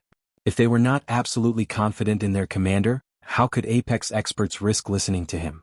Having only met him recently, Feng was just a stranger. They could let Feng's request for the Fallen Ark map slide. However, if he thought that they would listen to his commands, he was simply dreaming. Breeze Wine nodded in agreement with his teammates' responses. He didn't think that it would be suitable for Feng to take command of the Midnight Tea Party either. However, this was not because he looked down on Feng's abilities. Rather, for one to qualify as a commander, one needed to familiarize themselves with every player on the team. This included their various basic attributes, skills, habits, and many other details. Only by knowing this information could one effectively lead and allow everyone in the team to display their fullest potential. Feng knew nothing about the Midnight Tea Party members. Although it wouldn't be a major issue if they were raiding a simple dungeon or boss monster, they intended to take on a level 65 Grand Lord and 4 level 63 Great Lords. Any mistakes would definitely result in casualties. "It's fine if you don't want me in command. I'll just tell you our raid strategy. When the time comes, work with us," Feng said, not minding the hostile looks he received. "Only, I will not be responsible for any casualties." 5 special life forms working together was no laughing matter. Based on Feng's understanding, every one of those 5 special life forms possessed their own ultimate moves. Alone, those ultimate moves might not be that powerful, but combined, they might increase exponentially. If those 5 special life forms cooperated with each other, they could annihilate a team of Apex experts effortlessly. Players needed an accurate grasp on the timing of the boss's skills. Even a slight error could result in a team wipe. Hence, he had asked to take command. "That won't be a problem," Breeze Wine confidently replied. "If a team wipe occurs due to a mistake on our side, we'll compensate you correspondingly." The rest of the team members agreed with the arrangement as well. At the very least, this was far better than taking orders from a stranger. Following which, Feng began to assign tasks. In reality, there was very little the Midnight Tea Party needed to do. As Breeze Wine had assumed, Feng was not very familiar with the Midnight Tea Party's members. Thus, he hadn't assigned them any particularly important tasks. The adventurer team mainly had to supply 9 magical classes to maintain the 9-star polar domain magic array. Feng told the other 9 players to distract 2 of the fallen patrols. They did not even need to focus on damaging the Great Lords. As for Breeze Wine, he had to unlock the Ark, of course. Zero Wing would deal with the fallen garrison captain and the remaining 2 fallen patrols. After Feng finished assigning tasks, both teams began to inspect their weapons, equipment, potions, and scrolls. Later, while leader is maintaining the magic array, I'll take over command. You guys better not embarrass our team, Endless Scars said seriously as she glanced at her teammates. Endless, rest assured. You know our standards better than anyone else. When the time comes, even if their side is annihilated, we won't have any issues, the Ranger, Dark War, sneered as he shot a glare at Shifeng's team. Facing two level 63 Great Lords might be a problem for ordinary experts. To their adventurer team, however, it was simply a somewhat strenuous task. Moreover, they only had to serve as distractions. They were not even required to fight the two bosses head-on. On the other hand, Shifeng's side, which needed to confront a Grand Lord and two Great Lords directly, was the largest concern.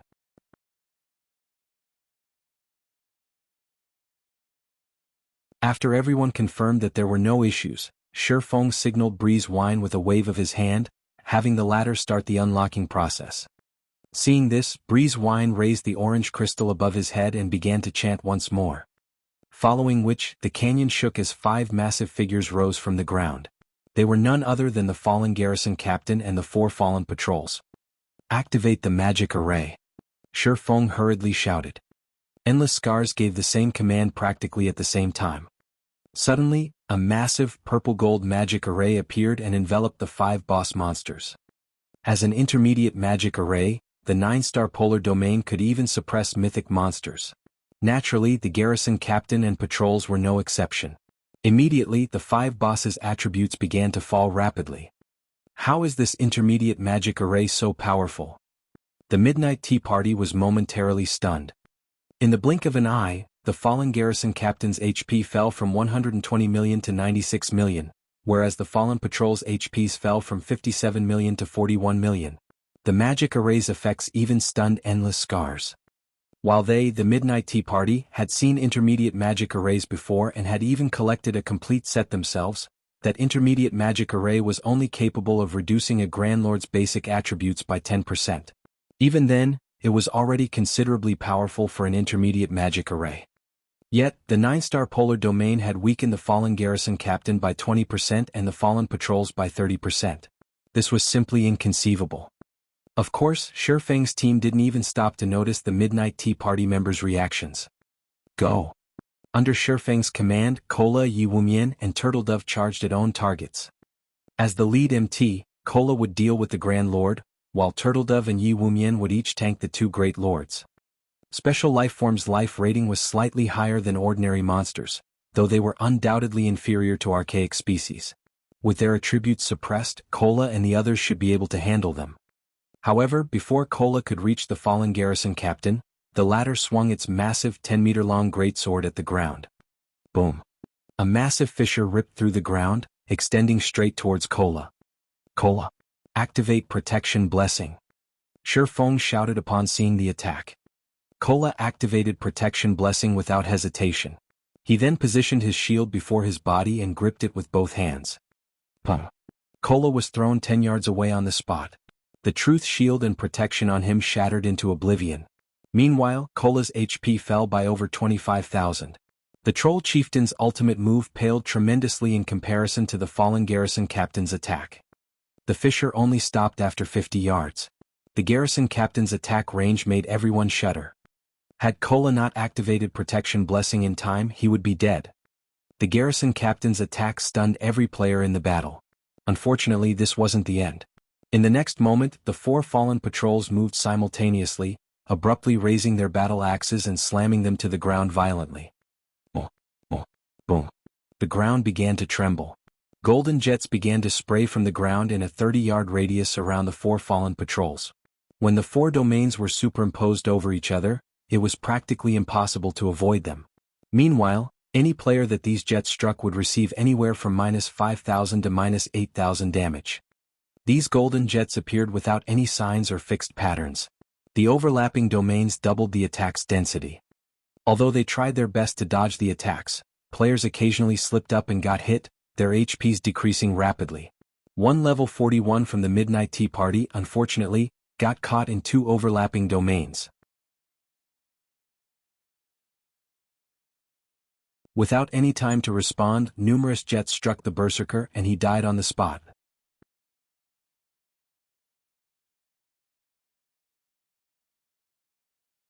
Chapter 1124, Tier 4 Super Spell. Hellscythe_Fluffy Goblin. Chapter 1124, Tier 4 Super Spell. Everyone avoid the overlapping domains. What kind of skill is that? Why is it still going on even after so long?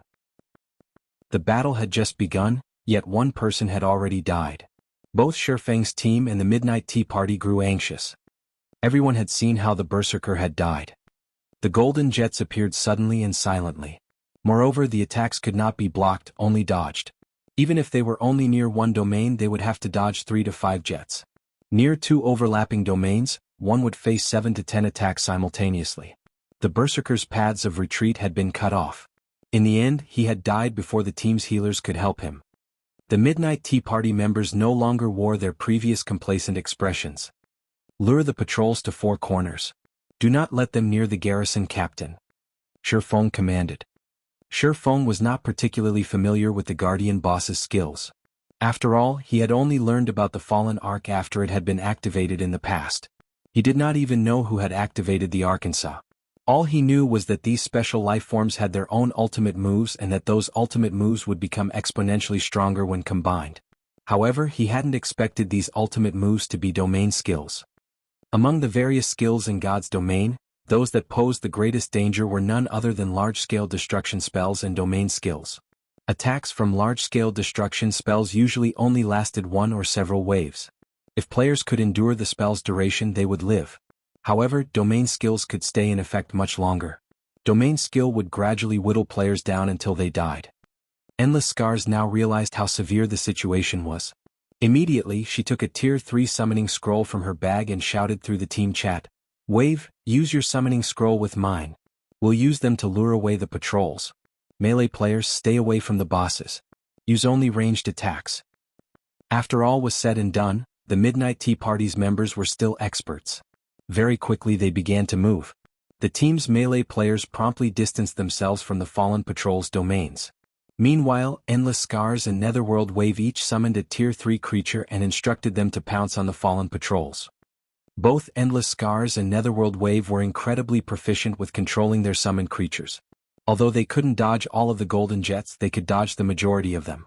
With relative ease, the summoned creatures arrived before the fallen patrols and swiped their claws at the enemies. When the Tier 3 summoned creatures' claws struck the stationary fallen patrols, the clang of metal rang out. The summoned creatures' claws had only scratched the patrol's armor. They did not even manage to push the patrols back despite both being at the Great Lord rank. The fallen patrols had only lost around 4,000 HP from the attacks. Why are their defenses so high?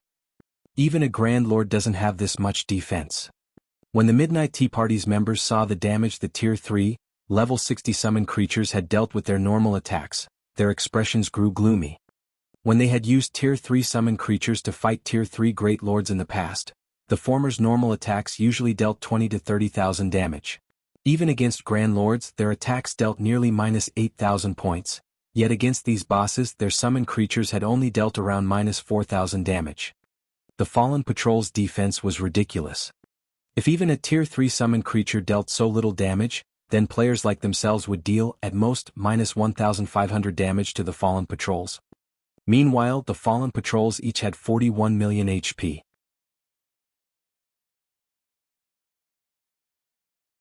With their battle recovery, they could regenerate over 410,000 HP every 5 seconds. In other words, they would recover 82,000 HP every second. If their damage couldn't exceed 82,000 every second, then the Fallen Patrols were invincible against them. Big Sis Endless, how are we supposed to fight these things? Cloud Yarn asked anxiously. She could not help but turn to the Grand Lord Shifeng's team fought. If the Fallen Patrols were already so difficult to deal with, wouldn't the Fallen Garrison Captain be even more overbearing? Forget about that for now. Lure the bosses away. Endless Scars ordered, shaking her head as she also glanced at Shifeng's team. The 5 Guardian bosses were far more powerful than she had thought. Initially, she had believed that the Midnight Tea Party could deal with these monsters after they reached Tier 2 level 55.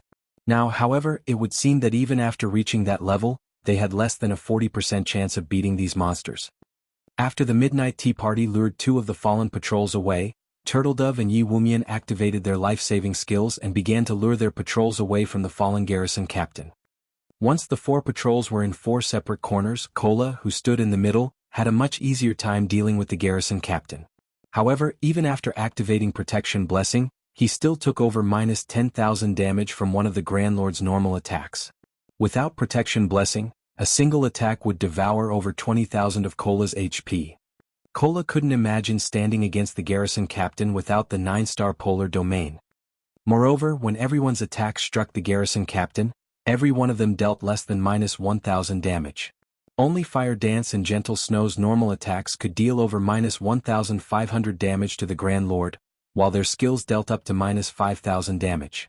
However, to the garrison captain, which had 96 million HP, that damage was negligible. Guild leader, we won't even scratch its HP at this rate. Sooner or later it will wear us down. Why don't we retreat and have the guild's main force meet us here? Gentle Snow advised through the team chat. Facing a great lord with a 20-man team was already pushing their luck, not to mention a grand lord that was 20 levels above them. If not for their excellent weapons and equipment and their exceptionally high combat standards, they would have team-wiped with the first wave of attacks. No need. Kola, keep hold of the boss. 3 seconds is long enough. The current situation didn't surprise Shifeng overmuch. He was fully aware of how powerful special lifeforms functioned. They were only inferior to archaic species. Knowing this, he had prepared a method to deal with them. In the next moment, Shifeng took a blood-red magic scroll from his bag. The instant the magic scroll appeared, a powerful mana fluctuation occurred within the 9-star polar domain. Everyone's gazes instantly shifted to Shifeng. What is that magic scroll? Endless Scars muttered, shocked, when she noticed the rampant mana inside the barrier. This magic scroll was one of the 2 Tier 4 magic scrolls Shifeng had obtained from killing the awakened NPC Lancelot. Meanwhile, the garrison captain noticed the mana fluctuations immediately, the Grand Lord's eyes similarly shifting towards the blood-red scroll in Shifeng's hands. It shifted to attack the swordsman. Don't even think about getting away from me that easily. Kola raised his shield and slammed it into the garrison captain's foot. He then activated the Tier 1 skill Justice Roar, his body releasing a dazzling golden glow. He instantly regained the boss's attention and aggro. At the same time, his strength would double if the boss didn't attack him. However, even after Kola activated Justice Roar, the garrison captain was still focused on Shifeng. Guild leader, what did you just take out? Kola could not help his surprise. With no other choice, Kola activated Power of Darkness, his attributes soaring once more. He then executed the Tier 1 skill, Righteous Punishment. Boom. With a single strike, he forced the garrison captain's right foot back, causing over minus 10,000 damage to appear above the Grand Lord's head. The attack had nearly forced the garrison captain to kneel. Yet, the fallen garrison captain did not return its attention to Kola. Rather, it advanced on Shifeng one step after another. Seeing this, Kola continued to execute several powerful moves, every one dealing over minus 10,000 damage, yet the result did not change. Guild leader, this monster has gone nuts. Kola was dumbfounded. As the garrison captain arrived before Shifeng, before it slashed its greatsword down on Shifeng, Shifeng finally finished chanting the magic scroll's incantation. Disillusionment.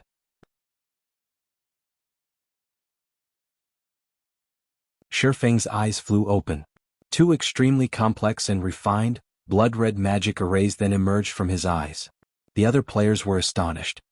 Tier 4 Super Spell Disillusion Space. You're tuning in to the Han Lee's Wuxia Adventures YouTube channel. We're so grateful for your support, and don't forget to subscribe to join us on this incredible journey through captivating stories. Your generosity through donations truly makes a world of difference, as it's the primary source of revenue that allows me to expand and enhance this channel for you. Thank you from the bottom of my heart for being a part of this adventure.